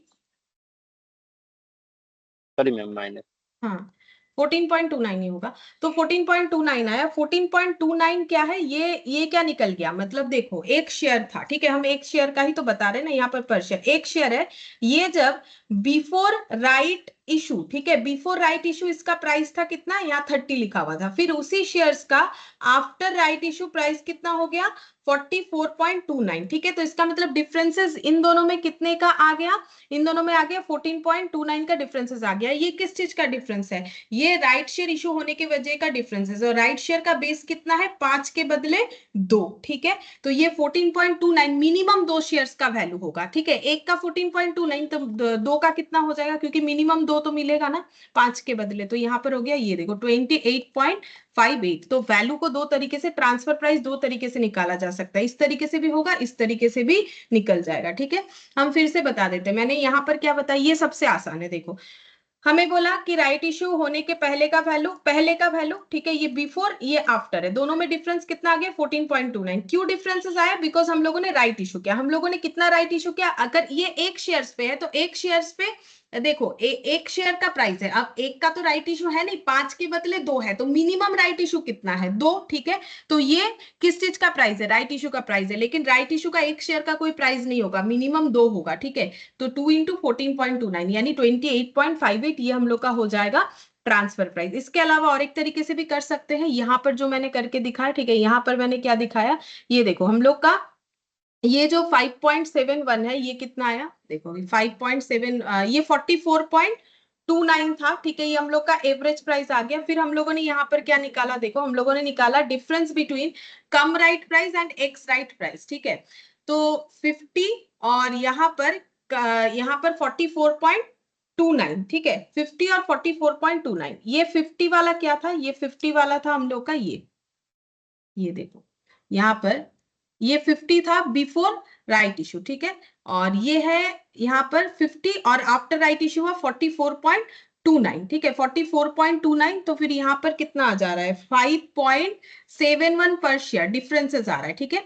अब ये क्या निकल के आया? ये राइट का वैल्यू निकल के आया, ठीक है, कि भाई राइट शेयर्स का वैल्यू इतना है, क्योंकि जो डिफरेंसेस है वही वैल्यू होगा। अब इतने में वो क्या करेगा, ये प्राइस वो कूपन चार्जेस के अकॉर्डिंग कलेक्ट करेगा, ठीक है। तो उसको कितना शेयर बेचना पड़ेगा? मिनिमम 5 शेयर, तो फिर ये हो जाएगा 28.55 हो जाएगा। और ये जो 30 रुपीज है, ये हम लोग का क्या था एक बार देखते हैं। 30 रुपीज है हम लोग का ये राइट इशू प्राइस है, सॉरी, अच्छा ये मैंने थोड़ा सा गलत लिख दिया, ये तुम लोगों ने बोला नहीं कम राइट लिख दिया, ये राइट इशू प्राइस है, राइट इशू प्राइस, इसको ठीक करना पड़ेगा, ये गलत लिख दिया है मैंने, राइट इशू प्राइस। मतलब अगर किसी को राइट शेयर खरीदना है तो राइट शेयर कितने का लिस्टेड हो रहा है मार्केट में? 30 का, ठीक है, और लिस्टेड हो जाने के बाद कितना हो गया 44.29, जो डिफरेंस आया वो कितना आया 14.29, ठीक है। तो राइट इशू इतने में हुआ था, शेयर इशू होने के बाद इतना हो गया, तो 14.29 का डिफरेंसेस आया, ठीक है। तो ये कौन से शेयर्स का डिफरेंसेस है? राइट का वैल्यू है, ठीक है। तो अब इसको ये 2 मिनिमम शेयर्स होने चाहिए, तो 14.29 इंटू 2 करोगे तो वो भी ट्रांसफर प्राइस आ जाएगा। तो दोनों तरीके से ही हमारा सेम आंसर आएगा, जैसा चाहो वैसा कर सकते हो। अच्छा, अब हम लोग इसमें क्या करेंगे नेक्स्ट, अब हम लोग इसमें एंट्री करेंगे, जर्नल एंट्री। जर्नल एंट्री तो आसान है, ठीक है, राइट शेयर इशू हुआ तो एंट्री हो जाएगा bank account debit to equity share capital. यहाँ तो एप्लीकेशन वगैरह अलग से है नहीं कि हम करके दिखाए, टू इक्विटी शेयर कैपिटल, तो कितना हो जाएगा 40,000 शेयर इशू कर रहे हैं 30 रुपीज वाला, ठीक है, तो ये कितना हो जाएगा 12 लाख। राइट शेयर 40,000 हो रहा है ना, और 30 रुपीज वाला। फिर सेकंड क्या हो जाएगा, इक्विटी शेयर, अगर चाहो तो एप्लीकेशन लिख सकते हो, उसमें कोई प्रॉब्लम नहीं है, पूरा ही एप्लीकेशन दिखा सकते हो, एप्लीकेशन एंड अलॉटमेंट भी लिख सकते हो।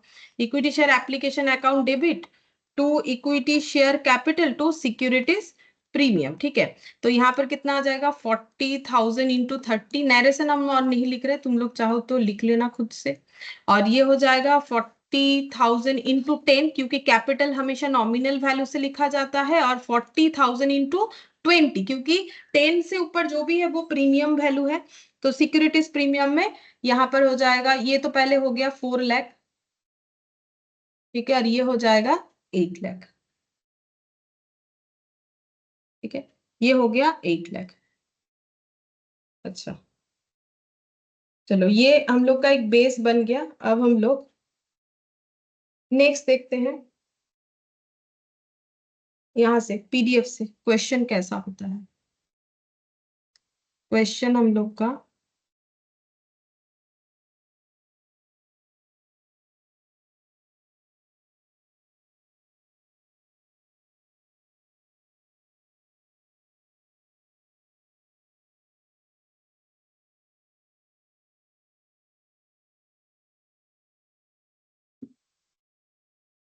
एग्जाम्पल्स जो है वो मैंने जैसे बताया उसी के बेसिस पे है, तो अलग से एग्जाम्पल चाहो तो कर सकते हो, नहीं चाहो तो नो, जो मैंने समझाया वो ही किया हुआ है, अपने प्रैक्टिस के लिए चाहो तो देख सकते हो। तो इलास्ट्रेशन 4 तक तो सब बोनस था, वो हम लोग कंप्लीट कर लिए, ज्यादा है नहीं इस पे। यहाँ एक क्वेश्चन और नीचे 2-3 क्वेश्चन है। तो ये वाला इलास्ट्रेशन 5 यहाँ पर बोला है company offer new shares of ₹100 each at 25% premium to existing shareholders on 1-for-4 basis। ठीक है, तो 1-for-4 basis मतलब अगर पहले से 4 शेयर होल्ड कर रहा है तो नया क्या हो जाएगा, नया एक शेयर्स मिलेगा। ठीक है, मतलब राइट शेयर्स मिलेगा। एग्जिस्टिंग शेयर होल्डर को कर रहे हैं, जो कि करना भी पड़ेगा। ठीक है, अच्छा, और कितना हमें कर रहा है, बोल रहा है कि 100 रुपए का शेयर्स 25% प्रीमियम में चलेगा। ठीक है, ये देखो 100 rupees eight the rate 25% premium मतलब 125 में। तो इसका मतलब अगर शेयर होल्डर को ही 125 में ऑफर हो रहा है तो मार्केट में ये उससे भी ज्यादा में जो है लिस्टेड होने वाला होगा। ठीक है, मार्केट से वो इससे भी ज्यादा में लिस्टेड होने वाला होगा। देखते हैं, cum right market price of shares 150, calculate the value of rights, what should be the ex right market price of the shares. ठीक है, तो हमें क्या क्या पूछा है, हमें पूछा है कि cum right price of the shares, ये पूछा है कम राइट वैल्यू। तो कम राइट वैल्यू मतलब before right issue, before right issue कितना शेयर्स था और उसका मार्केट वैल्यू जो चल रहा था वो मल्टीप्लाई करोगे तो कम राइट मार्केट प्राइस आ जाएगा। ठीक है, यहाँ पर बोला है 150, अच्छा 150 करके चल रहा था, कैलकुलेट वैल्यू ऑफ राइट्स बोला है, what should be the ex right market price बोला है। अच्छा सॉरी, तो ये कम राइट प्राइस तो दे दिया है हमें। ठीक है, कम राइट प्राइस एक एक शेयर्स का 150 करके है। हमें बोला है वैल्यू ऑफ राइट निकालने के लिए और एक्स राइट मार्केट प्राइस निकालने के लिए। तो एक्स राइट मार्केट प्राइस मतलब वो बड़ा वाला फॉर्मूला, वो निकालना है। उसके बाद हमें क्या निकालना पड़ेगा, उसके बाद हम लोग वैल्यू ऑफ राइट्स आराम से निकाल सकते हैं। ठीक है, तो सबसे पहले ये निकालना चाहिए x right market price of shares, क्योंकि वैल्यू ऑफ राइट मतलब वो दोनों का डिफरेंस होगा। ठीक है, तो ये देखो, ये कम राइट का मतलब ये क्या हो गया, बिफोर राइट इशू प्राइस इतना था। ठीक है, और ओल्ड, अगर किसी के पास ओल्ड शेयर्स कितने हैं, अगर 4 है तो जो राइट शेयर्स है वो कितने मिलने वाले हैं, वो मिलने वाले हैं यहाँ पर 1। ठीक है, ये बोला है और बस, और कुछ नहीं बोला है। तो कंपनी का कितना सारा शेयर्स है वो नहीं बोला है, मतलब ये पूरा क्वेश्चन 1 शेयर्स पे बेस्ड होगा। ठीक है, एक शेयर्स पे बेस्ड होगा। अच्छा चलो देखते हैं इलास्ट्रेशन 5।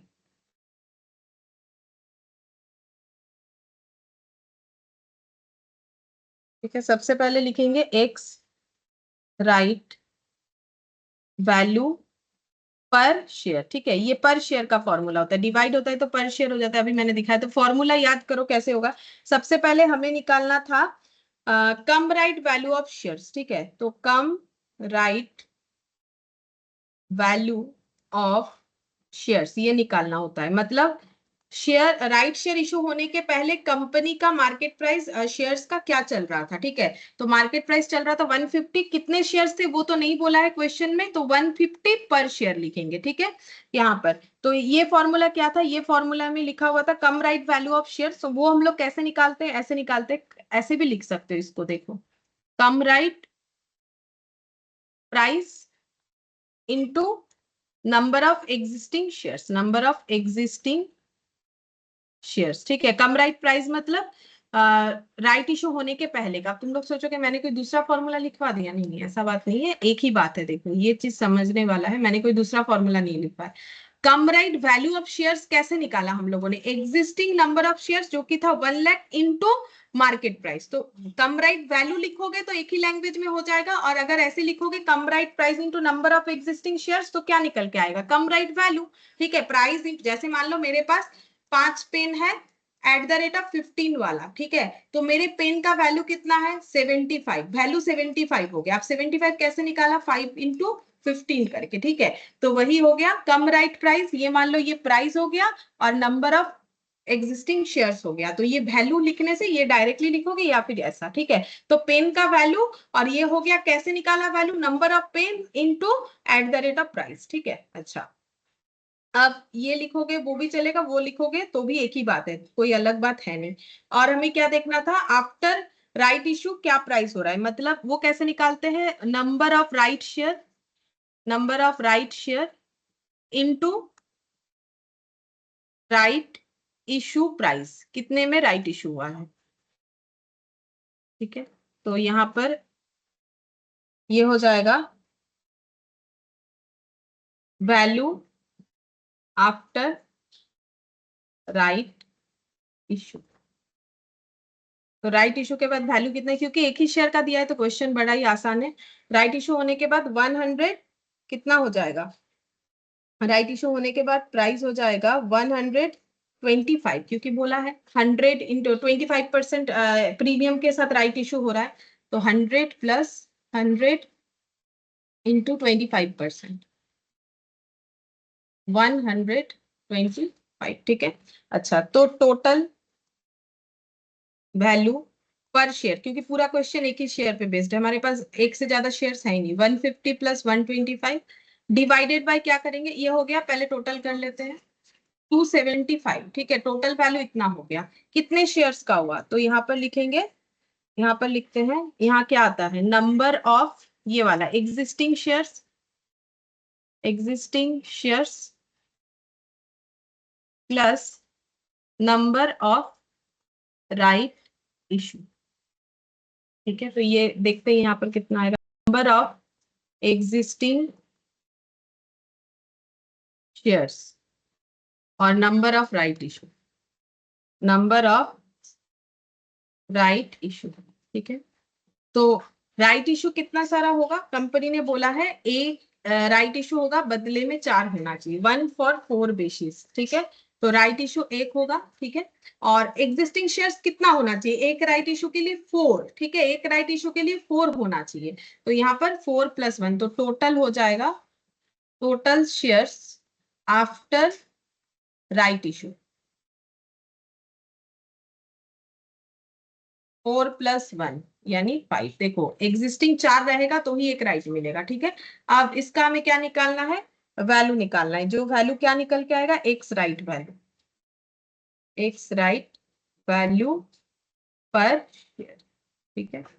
तो 275 वैल्यू हो गया, कितने शेयर्स का, 5 शेयर्स का, तो एक एक शेयर्स का वैल्यू कितना होगा, ये हो जाएगा, ओ अच्छा, एक चीज गलत हो गया, यहाँ पर 150 इंटू 4 करना पड़ेगा ना, 4 शेयर्स है, ये 4 हो जाएगा, ये 600 हो जाएगा, ठीक है, ये 600 हो जाएगा, 4 शेयर्स पे होगा ना, मैंने एक लिख दिया है यहाँ पर, ये रहा, ये 4 पे होगा, यहाँ पर हो गया 600 और ये हो गया 725। देखो एक शेयर्स के बदले तो एक राइट शेयर नहीं मिल रहा है, हमें कम राइट वैल्यू बताया है, एक शेयर्स का 150 है, लेकिन कम से कम कितना शेयर्स, किसी के, देखो कंपनी का टोटल नंबर ऑफ शेयर्स नहीं बोला है, लेकिन बेस क्या है, कम से कम 4 पे ये क्वेश्चन बनेगा, अगर 4 शेयर्स है तभी एक राइट शेयर्स मिलेगा, तो हम लोग ये मान के चलते हैं कि कंपनी के पास 4 ही शेयर्स है और वो क्या कर रहा है, एक शेयर होल्डर को जो है बोनस इशू कर रहा है, मतलब ये बेस है, अगर एक का इतना होगा तो अब जितना शेयर्स होगा उसके हिसाब से हम लोग निकाल सकते हैं, लेकिन कम राइट वैल्यू हमारा एक शेयर्स का थोड़ी ना निकलेगा, क्योंकि कम से कम 4 शेयर्स रहेगा तभी ना हम लोग उसे राइट इशू कर सकेंगे, क्योंकि कंपनी ने रेशियो क्या कर रखा है, 1:4, ठीक है, तो इसीलिए ये 4 शेयर्स होगा, ठीक है। तो ये 725 हो गया, बाकी ये सब ठीक है, बस इसमें मुझे ये 4 मल्टीप्लाई करना था, बट मैंने नहीं किया ये वाला, 725, ये कितने शेयर्स का वैल्यू हो गया, 5, ठीक है। अब ये डिवाइड करने से कितना आएगा, 725 डिवाइडेड बाई 5, तो ये आ जाएगा 145 पर शेयर, ठीक है। ये क्या आ गया, x right value of shares, मतलब शेयर राइट शेयर इशू होने के बाद जो है शेयर्स का वैल्यू, तो वैल्यू ऑफ राइट क्या होगा, वैल्यू ऑफ राइट का मतलब है एक्स राइट और कम राइट का डिफरेंस, ठीक है, बस इतना याद रखो, एक्स राइट और कम राइट का डिफरेंस, कम राइट प्राइस कितना था, एक एक शेयर्स का 150, ये आता है value of right per share, ठीक है। तो एक्स राइट वैल्यू कितना है 150, कम राइट वैल्यू है 150, एक्स राइट वैल्यू है 145, हमेशा याद रखो राइट इशू होने के बाद शेयर का प्राइस कम होगा, ठीक है, कम यानी रिड्यूस हो जाएगा, तो देखो पहले जो शेयर्स मार्केट में 150 में लिस्टेड था, अभी उसका प्राइस 145 हो गया, इसके डिफरेंस को ही बोलते हैं वैल्यू ऑफ राइट, तुम लोग को ट्रांसफर प्राइस निकालने देगा नहीं, ठीक है, वैल्यू ऑफ राइट निकालने देगा, तो एक्स और कम राइट का डिफरेंस निकाल लेना, वैल्यू ऑफ राइट्स निकल के आ जाएगा, तो ये हम लोग का आंसर हो गया, वैल्यू ऑफ राइट्स कितना था, ठीक है। अच्छा, अब यहाँ पर एक्स राइट मार्केट प्राइस ये भी हम लोगों ने निकाल लिया, चलो ये क्वेश्चन हो गया। अब हम लोग नेक्स्ट यहाँ पर जो प्रैक्टिकल क्वेश्चन है यहाँ पर आते हैं, प्रैक्टिकल क्वेश्चन नंबर 1, ये तो हम लोग का बोनस वाला था, 2 भी बोनस वाला था, हो गया है ये सब, 3 भी बोनस वाला था, 4 और 5 और 6 वाला हम लोगों ने कर लिया था, ये राइट के साथ ही था बट कर लिया था, ठीक है। तो 4th नंबर में क्या बोला है, एक company has decided to increase its existing share capital by making right issue to its existing share holder. Company ने डिसाइड किया है कि अपने एग्जिस्टिंग शेयर होल्डर को राइट इशू करने वाली है, ठीक है। अब क्या बोला है नेक्स्ट, देखो बोल रहा है the company is offering 1 new shares for every 2 shares hold, मतलब 2 अगर ओल्ड शेयर है तो एक न्यू शेयर्स मिलेगा, मतलब एक राइट शेयर मिलेगा, ठीक है। The market value of the share is 240, मतलब ये जो ओल्ड शेयर है इसका मार्केट वैल्यू कितना चल रहा है, एट द रेट ऑफ 240 एक एक share, and the company is offering 1 shares 120 each, मतलब जो राइट शेयर है वो कितने का ऑफर कर रही है कंपनी, एक एट द रेट मतलब एक एक शेयर 120 का। Calculate the value of rights, value of rights का मतलब cum right minus ex right का वैल्यू, एक्स राइट वैल्यू हमेशा कम होगा तो कम राइट पहले आता है, एक्स राइट बाद में आएगा, क्योंकि ये वैल्यू ज्यादा होता है ये कम होता है। What should be the ex right market price of the shares, तो पहले एक्स राइट निकालोगे तभी ना ये दोनों का डिफरेंस निकालोगे, तो हमें वही बड़ा वाला फॉर्मूला याद रखना है, x right market price of shares निकाल के देना है। चलो एक्स राइट वैल्यू हम लोग निकालते हैं, यहां पर लिखेंगे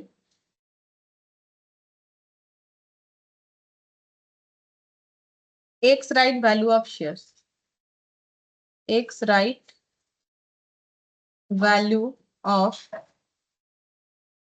शेयर्स, ठीक है। यहाँ पर आएगा value of come right shares, या फिर ऐसे लिख सकते हो नंबर ऑफ एग्जिस्टिंग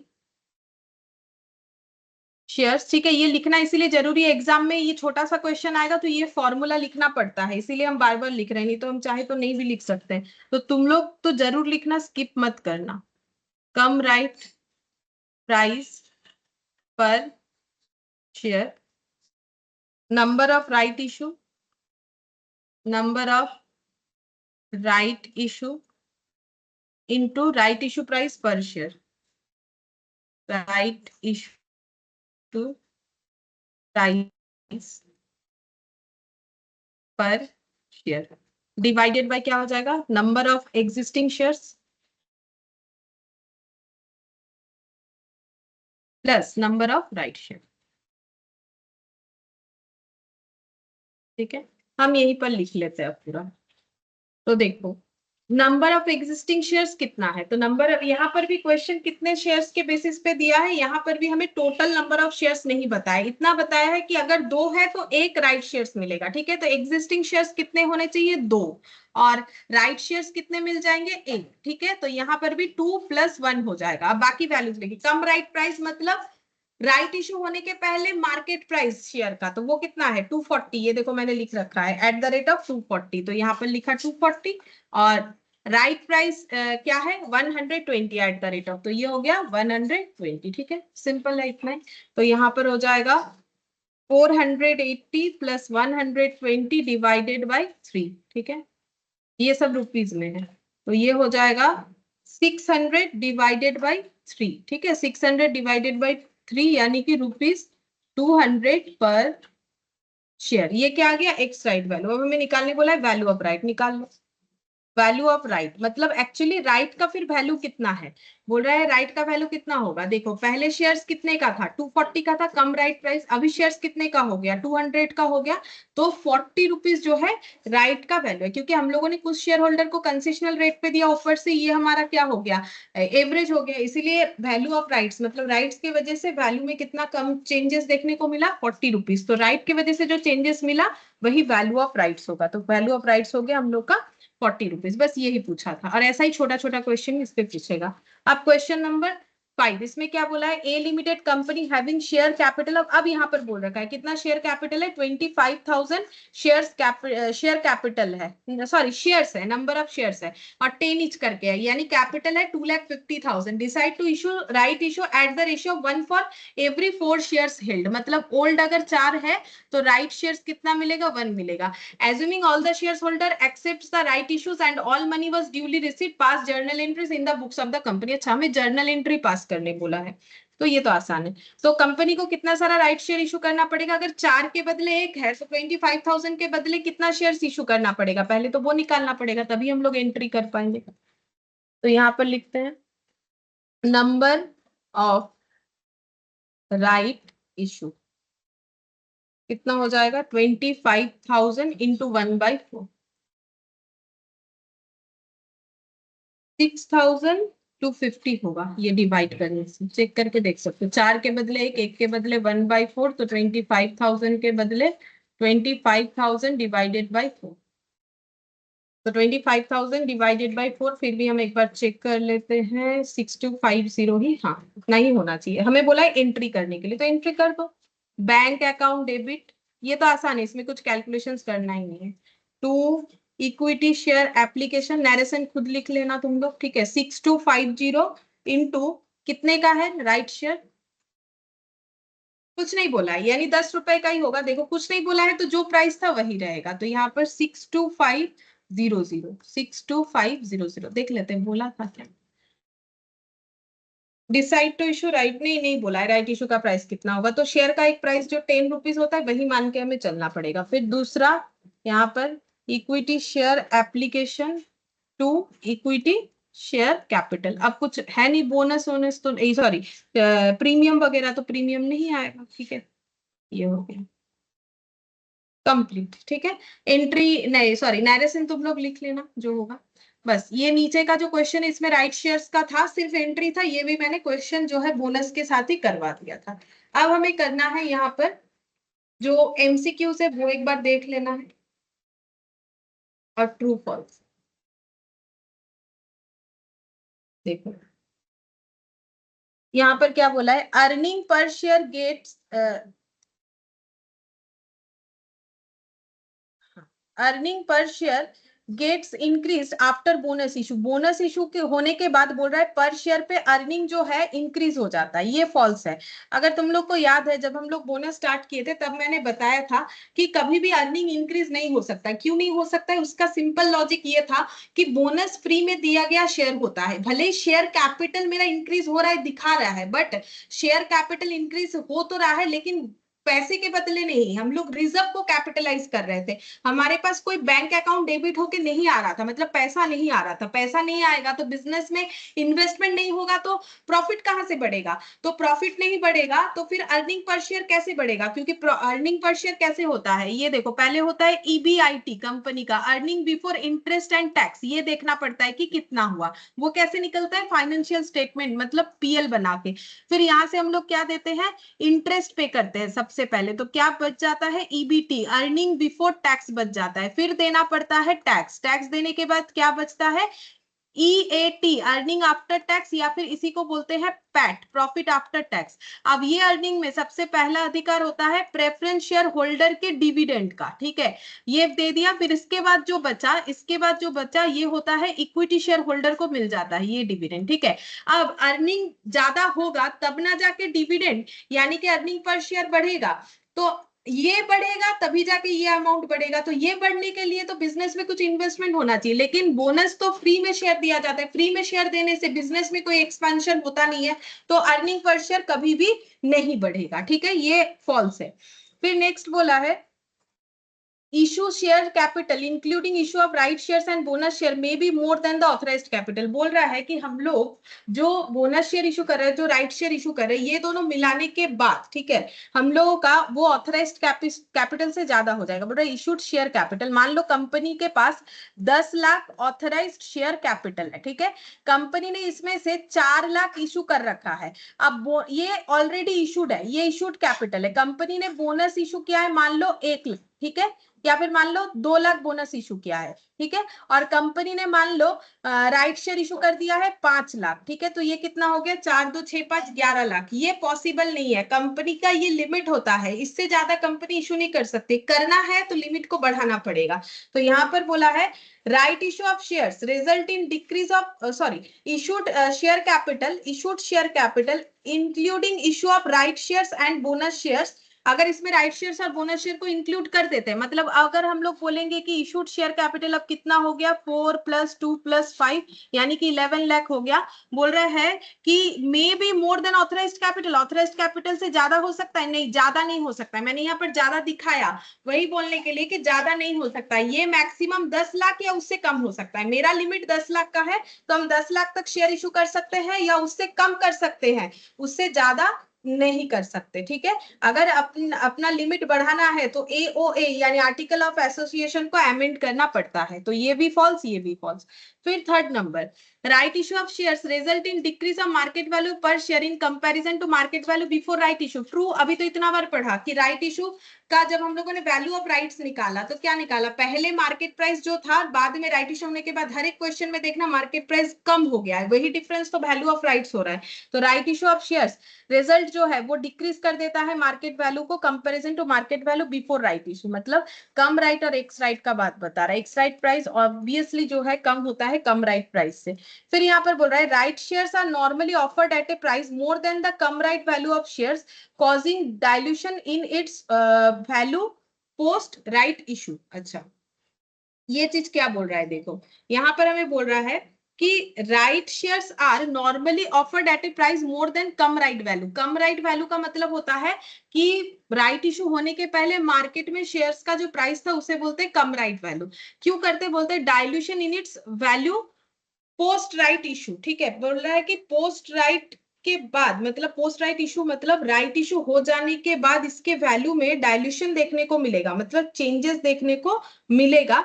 इसीलिए नॉर्मली ऑफर्ड कैसे होता है, मोर देन, तो right shares are normally offered at a price more than the cum right value. तुम लोग देख लो, कोई भी क्वेश्चन देख लो कि राइट इशू का प्राइस उसके जो है कम राइट से ज्यादा होता है कि कम। अभी जो हम लोगों ने क्वेश्चन किया, थोड़ा क्वेश्चन देखते हैं ना तो प्रैक्टिकली भी समझ जाओगे। ये देखो जो क्वेश्चन बोल रहा है, एक क्वेश्चन देखोगे तो समझ जाओगे क्योंकि सभी क्वेश्चन में तो एक ही जैसा। देखो यहाँ पर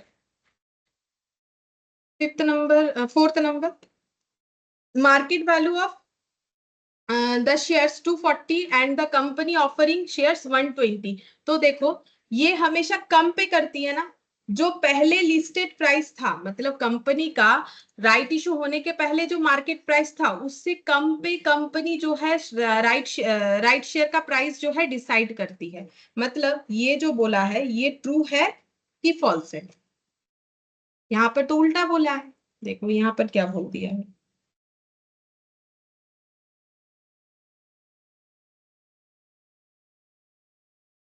यहाँ पर यहाँ पर हमें ऑपोजिट बोला है कि right shares are normally offered at price more than the cum right value. नहीं, नॉर्मली जो है कम राइट वैल्यू से ज्यादा नहीं, कम राइट वैल्यू से कम पे जो है इशू किया जाता है, ठीक है। ये वाला पॉइंट ये बता रहे हैं। हमेशा देख लो, तुम लोग कोई भी क्वेश्चन उठा के देख लो, कम पे इशू किया जाता है, ठीक है। ये फॉल्स होगा, हमेशा कम पे इशू किया जाता है। Less than the cum right value of the shares, ठीक है। ये वाला लैंग्वेज गलत है, मोर देन वाला नहीं होगा। ये अगर लेस देन होता बाकी पूरा सारा चीज ठीक है। कम में किया जाता है, क्यों किया जाता है, क्योंकि राइट शेयर्स इशू होने के बाद प्राइस जो है डाइल्यूटेड हो जाता है, मतलब कम हो जाता है, ठीक है। अच्छा, अब देखो यहाँ पर which of the following can not be used for issue of bonus shares as per the companies act. मतलब रूल्स है, कंपनीज एक्ट के अकॉर्डिंग कौन सा हम लोग बोनस शेयर इशू करने के लिए यूज नहीं करते हैं। रीवैल्यूएशन रिजर्व, मैंने बोला था मैनिपुलेटेड रिजर्व है, इसे हम लोग यूज नहीं कर सकते हैं। हम लोग ये securities premium, capital redemption reserve और capital redemption reserve, capital reserve ये सब यूज करते हैं। Securities premium, realised in cash ये सब यूज करते हैं, बट रीवैल्यूएशन रिजर्व यूज नहीं करते क्योंकि वो रेवेन्यू प्रॉफिट नहीं होता है। इसका मैंने एक छोटा सा बैलेंस शीट करके भी दिखाया था, लास्ट क्लास में भी इसका डिस्कशन किया था मैंने। Which of the following statement is true with regard to declaring an issue of bonus share? Bonus share declare करने के लिए कौन सा यहाँ पर ट्रू बोल रहा है। Assets are transfer from the company to share holder, नहीं, ऐसा कोई प्रोविजंस नहीं है कि एसेट्स कंपनी के शेयर होल्डर को देने पड़ेंगे। फिर बोल रहा है a bonus issue result in decrease in reserve and surplus, यही सही है कि बोनस इशू करते हैं तो रिजर्व सरप्लस हम लोग का क्या हो जाता है, डिक्रीज हो जाता है, क्योंकि रिजर्व सरप्लस को कैपिटलाइज करने का मतलब ही तो बोनस इशू करना होता है। तो 2 का आंसर बी होगा।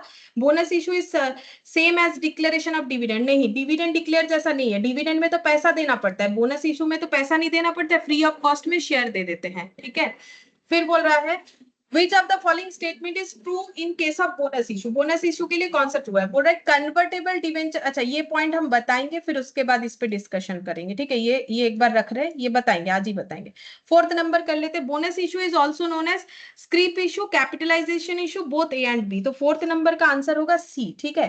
कैपिटलाइजेशन तो पता ही है, स्क्रीप का मतलब भी वही होता है, ठीक है? शेयर, ठीक है? स्क्रीप का मतलब वही शेयर होता है, तो बोथ ए एंड बी हो जाएगा। तो ये मैंने नहीं बताया था, अभी बता दिया, स्क्रीप का मतलब भी शेयर ही होता है।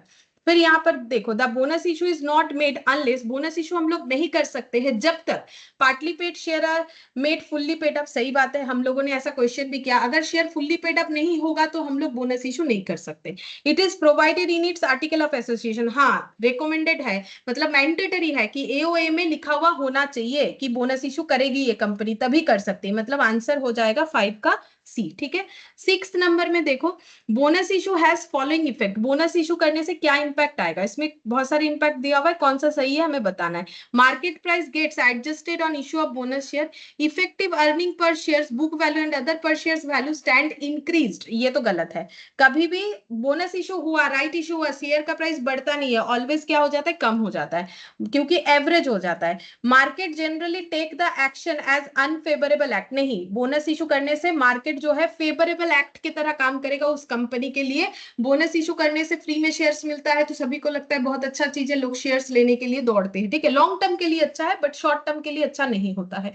तो इसीलिए ये वाला आंसर सही है कि मार्केट प्राइस एडजस्ट हो जाता है, मतलब मार्केट प्राइस जो चल रहा है उसमें चेंजेस देखने को मिलता है जब हम लोग बोनस इशू करते हैं, मतलब कंपनी बोनस इशू करती है। फिर 7th number, ABC Company Limited resolved to bonus issue shares. Which of the following is not a pre-requisition or issuance of bonus share? मतलब बोनस शेयर इशू करने के लिए कौन सा रिक्वायरमेंट नहीं है? Article authorisation in article of association, ये तो जरूरत है। एओए में जब तक लिखा हुआ नहीं रहेगा कि कंपनी बोनस इशू कर सकती है, तब तक कंपनी बोनस इशू नहीं कर सकेगी। Timely payment of statutory dues of employ such PF gratuity, ये भी लिखवाया था। देखो, अगर हम लोग इंप्लॉइज का पीएफ ग्रेचुइटी नहीं दे रहे और फ्री में बोलेंगे बोनस देंगे, नहीं चलेगा, लॉ बोल रहा है ये सब नहीं चलेगा। बोल रहा है सफिशिएंट बैलेंस इन बैंक अकाउंट, नहीं, पैसे का तो जरूरत ही नहीं है बोनस इशू करने के लिए, रिजर्व का यूज करेंगे, तो बैंक बैलेंस कम हो ज्यादा हो कोई फर्क नहीं पड़ता है। तो आंसर सी होगा कि ये रिक्वायरमेंट नहीं होता है। 8th नंबर में, in case of further issue of shares the right to renounce the shares in favour of a third party, बोल रहा है कि फर्दर इश्यू जब हो रहा है, मतलब फर्दर पब्लिक ऑफर जब हो रहा है, the right to renounce the shares in favour of a third party, अगर हम लोग थर्ड पार्टी को अपना शेयर का राइट्स रिनाउंस कर रहे हैं, ठीक है? तो क्या क्या बोला है? Must include a right exercisable by person concern to renounce the share, should include a right exercisable by the person concern to renounce the share. फिर बोल रहा है it is deemed to include a right exercisable by the person concerned to renounce the share subject to the provision under the article of the company, ठीक है? अच्छा देखो, ये वाला आंसर होगा, क्यों होगा वो भी हम बताते। देखो यहाँ पर क्या बोला है कि must include a right exercisable by the person, जिसके पास कंपनी बोल रही है कि भाई आपको राइट इशू बोल रहा है उनको लेना ही पड़ेगा, राइट एक्सरसाइज करना ही पड़ेगा टू रिनाउंस द शेयर्स, मतलब पहले राइट एक्सरसाइज करना है फिर रिनाउंस करना है, नहीं ऐसा कोई रूल्स नहीं है। Should include a right exercisable by the person concern to renounce the shares, नहीं ऐसा भी नहीं, ना तो मस्ट ना तो शुड, ऐसा कुछ भी नहीं है, ना तो करना जरूरी है कंपल्सन है, ना तो करना चाहिए, ऐसा भी नहीं है। Is deemed to include a right exercisable by the person concern to renounce the shares subject to provisions under the article of the association. देखो, जिसके पास राइट का ऑफर आया वो ले भी सकता है, नहीं भी ले सकता है। Is deem to include a right exercisable, ले भी सकता है, नहीं भी ले सकता है, और चाहे तो वो रिनाउंस कर सकता है। लेकिन अगर कंपनी ने पहले से कोई प्रोविजन बना रखा है कि भाई मैंने जब राइट शेयर इशू किया तो आपको लेना ही पड़ेगा, ऐसा कुछ अगर है तो बात अलग है। अगर कंपनी टू कंपनी कोई प्रोविजंस वेरी कर रहा है वो तो फॉलो सभी को करना है, बट ऐसा नहीं है कि राइट इशू किया तो लेना ही पड़ेगा, ना तो मस्ट है ना तो शुड है, ठीक है? चाहे तो ले चाहे तो रिनाउंस कर दे, ठीक है? फिर 9th नंबर में देखो क्या बोला है, a company shares face value is 10, book value 20, book value मतलब जो फेस वैल्यू यानी नॉमिनल वैल्यू, बुक वैल्यू यानी जो मार्केट वैल्यू है, ठीक है? Right issue price is 30 and the market price is 40, while recording the issue of right shares the security premium will be credited with, ठीक है? तो बोल रहा है कि जब हम लोग राइट इशू करेंगे तो राइट इशू का एंट्री करते हैं ना, bank account debit to equity share capital to securities premium, तो कितने से करेंगे? इक्विटी शेयर कैपिटल तो 10 से होगा, ठीक है? राइट शेयर्स का प्राइस कितना है? 30, तो यहाँ पर 30 आएगा, तो यहाँ पर सिक्योरिटीज प्रीमियम कितना आ जाएगा? 20 आ जाएगा, यानी आंसर क्या हो जाएगा? 9th का ऑप्शन बी। 10th नंबर में क्या बोला है, यहाँ पर दो स्टेटमेंट दिया है और शायद हमें बताना है कि कौन सा ट्रू है और कौन सा ट्रू नहीं है। Right shares enable existing shares holder to maintain their proportional holding in the company. हाँ, यही तो मैंने PQR जो एग्जांपल दिया है कि भाई जो प्रोपोर्शनल होल्डिंग है वो मेंटेन रहे, उनका परसेंटेज ऑफ होल्डिंग कम ना हो जाए। प्रोपोर्शन मतलब रेशियो, परसेंटेज में दिखाओगे तो परसेंटेज, तो ये सही है। Right shares issue does not cause dilution in the market value of the shares, नहीं ये गलत है, डायल्यूशन तो होता है। मतलब ए सही है और बी गलत है, तो ए करेक्ट बी इनकरेक्ट, मतलब ऑप्शन हम लोग का सी हो जाएगा। ठीक है, ये सब तो आज ही पढ़ा। 11th लास्ट जो है और एक बाकी है, उसका प्रोविजंस बता के वो भी बोल देते हैं।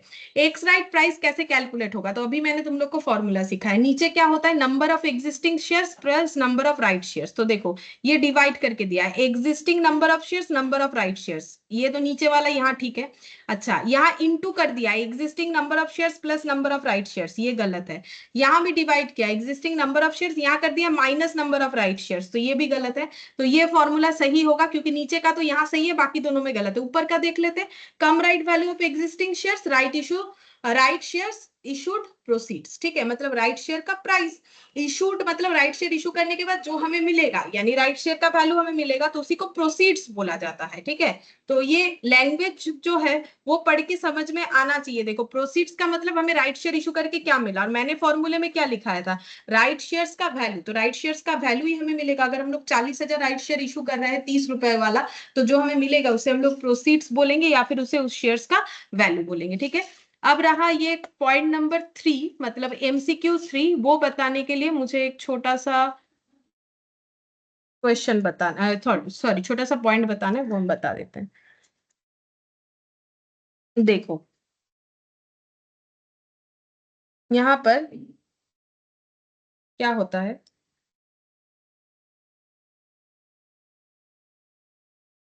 मान लो नंबर ऑफ इक्विटी शेयर्स है कंपनी का 1 लाख।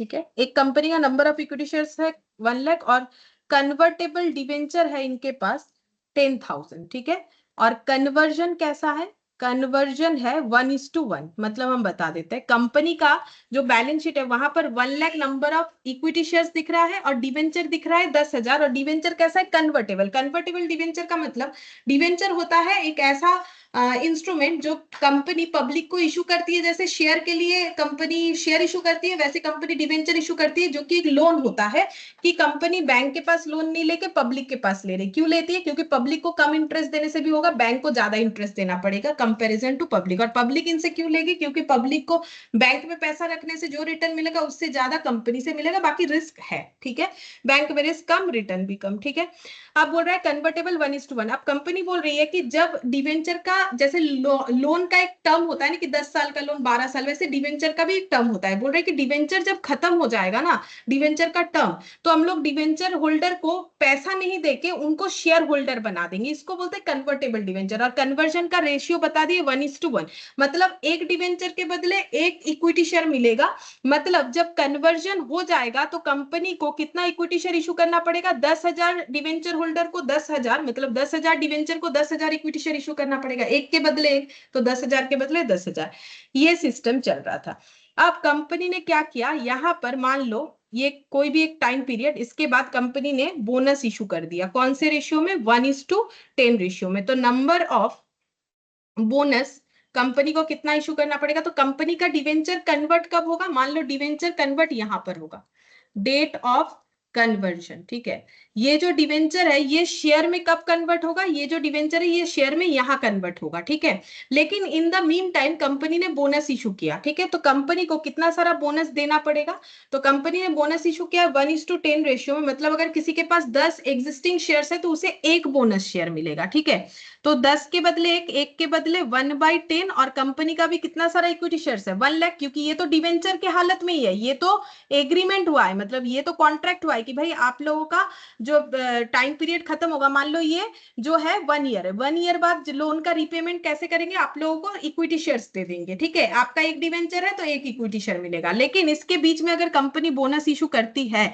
तो कंपनी को कितना सारा बोनस शेयर देना पड़ेगा, कंपनी को 10,000 बोनस शेयर देना पड़ेगा। ठीक है, अच्छा अब देखो ये कंपनी ने कर दिया। अब यहां पर क्या हुआ देखो, कंपनी का यहाँ का जो बैलेंस शीट है स्टार्टिंग में ये कैसे दिख रहा था पता है, यहाँ पर दिख रहा था इक्विटी शेयर, हम नंबर में ही दिखा रहे हैं, ठीक है, वैल्यूज में नहीं दिखा रहे। इक्विटी शेयर सारा जो है हम नंबर में दिखा रहे हैं, और डिवेंचर कितना था वो भी हम नंबर में दिखाएंगे 10,000। और डिवेंचर होल्डर को बोला था कि आपका कन्वर्टेबल डिवेंचर है, ठीक है। तो इन्होंने एक जो है ड्रीम लिया, ठीक है, एक सपना लिया। क्या सपना लिया कि 1 साल बाद हमारे पास और भी हमारे पास क्या हो जाएंगे, मतलब इन्होंने सोचा कि जिसके पास जितना भी डिवेंचर है उतना सारा इनके पास शेयर आ जाएगा। तो ये डिवेंचर होल्डर्स जितने भी है ना, ये एक सपना देख रहा है। क्या देख रहा है कि इनका परसेंटेज ऑफ होल्डिंग कंपनी में कितना होगा इक्विटी शेयर के तौर पे।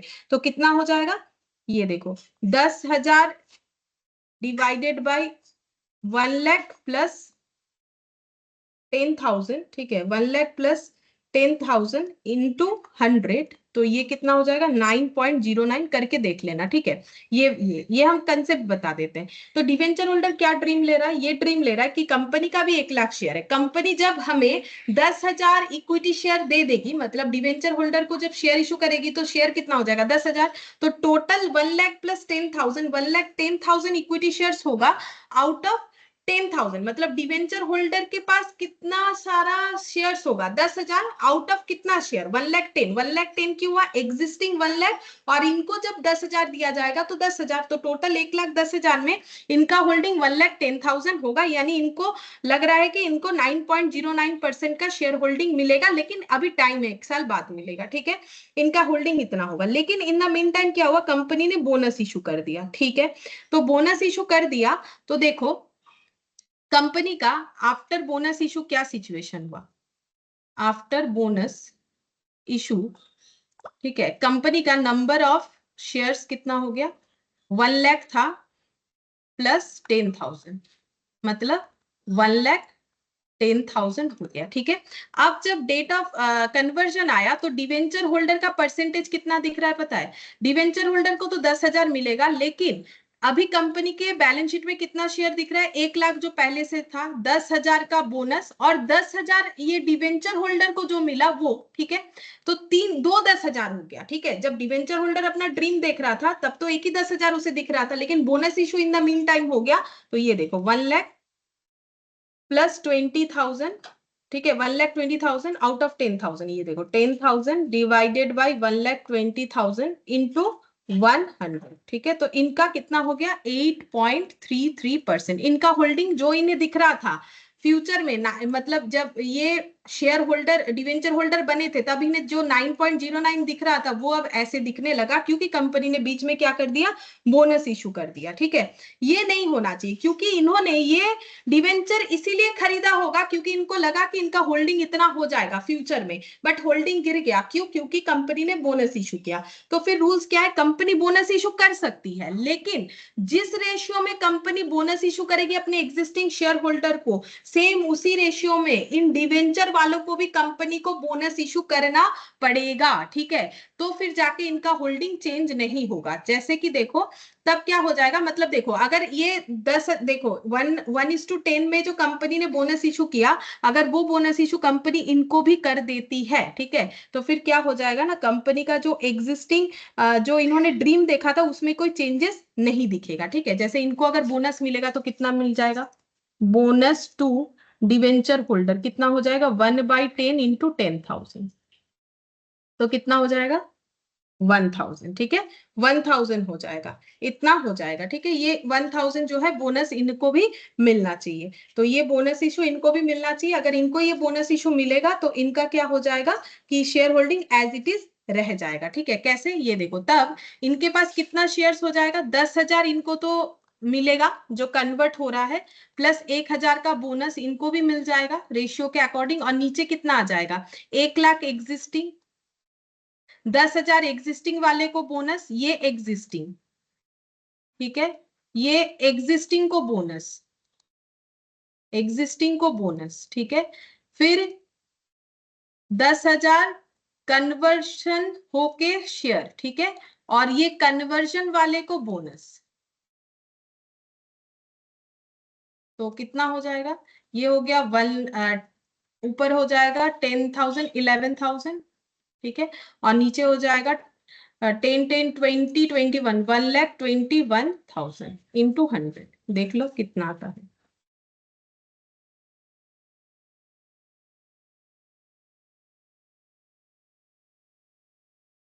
नाइन 9.09 देखो वही परसेंटेज रह गया है ना, वही परसेंटेज रह गया। तो बस ये समझाने का मेरा एक ही रीजन था कि अगर कन्वर्टेबल डिवेंचर है और कंपनी बोनस इशू कर रही है तो प्रोविजन है कि कन्वर्टेबल डिवेंचर होल्डर को भी, मतलब प्रोविजन क्या बन गया इसको समझाने का मेरा एक ही रीजन था। प्रोविजन ये हो गया कि कन्वर्टेबल डिवेंचर होल्डर को बोनस मिलेगा इन एग्जिस्टिंग रेशियो में उन्हें भी बोनस लेना पड़ेगा। मतलब लेना पड़ेगा क्या, फ्री में मिलेगा तो ले ही लेंगे ना, मतलब इन्हें देना पड़ेगा, इन्हें मिलेगा। ठीक है, तो ये हो गया 11,000 डिवाइडेड बाय 1,21,000 इंटू 100। तो इन्होंने जो पहले सोचा था इनका वही रह गया। ठीक है, अब इसके रिगार्डिंग जो क्वेश्चन नंबर 3 था, बोल रहा है कि विच of the following statement is true in case of bonus issue. Bonus issue के केस में कौन सा स्टेटमेंट हम लोगों का ट्रू है वो हमें बताना है। Convertible debenture holder will get bonus in the same proportion as its existing share holder, यही तो पढ़ा है कि कन्वर्टेबल डिवेंचर होल्डर को सेम उसी रेशियो में बोनस मिलेगा जैसे एग्जिस्टिंग शेयर होल्डर को मिलता है। तो 3 का आंसर जो है हम लोग का यहाँ पर ए होगा। अच्छा, बी, यहाँ ऑप्शन ए बी भी है तो ये तो सही है। दूसरा देखते हैं, bonus shares may be issued to convertible debenture holder at the time of conversion of such debenture into shares. हाँ, तो देखो क्या इन्हें बोनस कब मिलेगा, बोनस कंपनी कभी भी इशू करे। देखो बोनस कंपनी ने यहाँ इशू किया था, ठीक है, लेकिन इनको बोनस कब मिलेगा, जब इनका डेट ऑफ कन्वर्जन आया। तो प्रीवियसली अगर कोई बोनस इशू हो रखा है जिस रेशियो में, इन्हें भी उसी रेशियो में मिल जाएगा, पहले नहीं मिलेगा, कन्वर्जन के बाद ही मिलेगा। ठीक है, तो ये दोनों ही पॉइंट होगा। तो देना पड़ेगा, लेकिन कब देना पड़ेगा, जब सबको बोनस दे रहे तब देना नहीं है, जब डेट ऑफ कन्वर्जन आएगा तब ये बोला जाएगा आपका एक शेयर के बदले, एक डिवेंचर के बदले एक शेयर तो मिलेगा ही मिलेगा, प्लस आप अपना बोनस भी लेके जाइए जो हम लोगों ने डिक्लेयर किया था, क्योंकि कंपनी का प्रोविजन है कि कन्वर्टेबल डिवेंचर होल्डर को भी एग्जिस्टिंग रेशियो में बोनस देना पड़ेगा, लेकिन कब देंगे, जब डेट ऑफ कन्वर्जन आएगा। तो ऑप्शन सी हो जाएगा 3 का। ठीक है, ये प्रोविजन हमें पता होना चाहिए, इससे हमें छोटा मोटा क्वेश्चन पूछ सकता है। ठीक है, तो राइट इशू का जो चैप्टर था, जो टॉपिक था, वो हम लोग का कंप्लीट हो गया। देखते हैं नेक्स्ट क्लास में क्या कर सकते हैं। ठीक है, ठीक है, फिर आज हम लोग इतना ही करते हैं।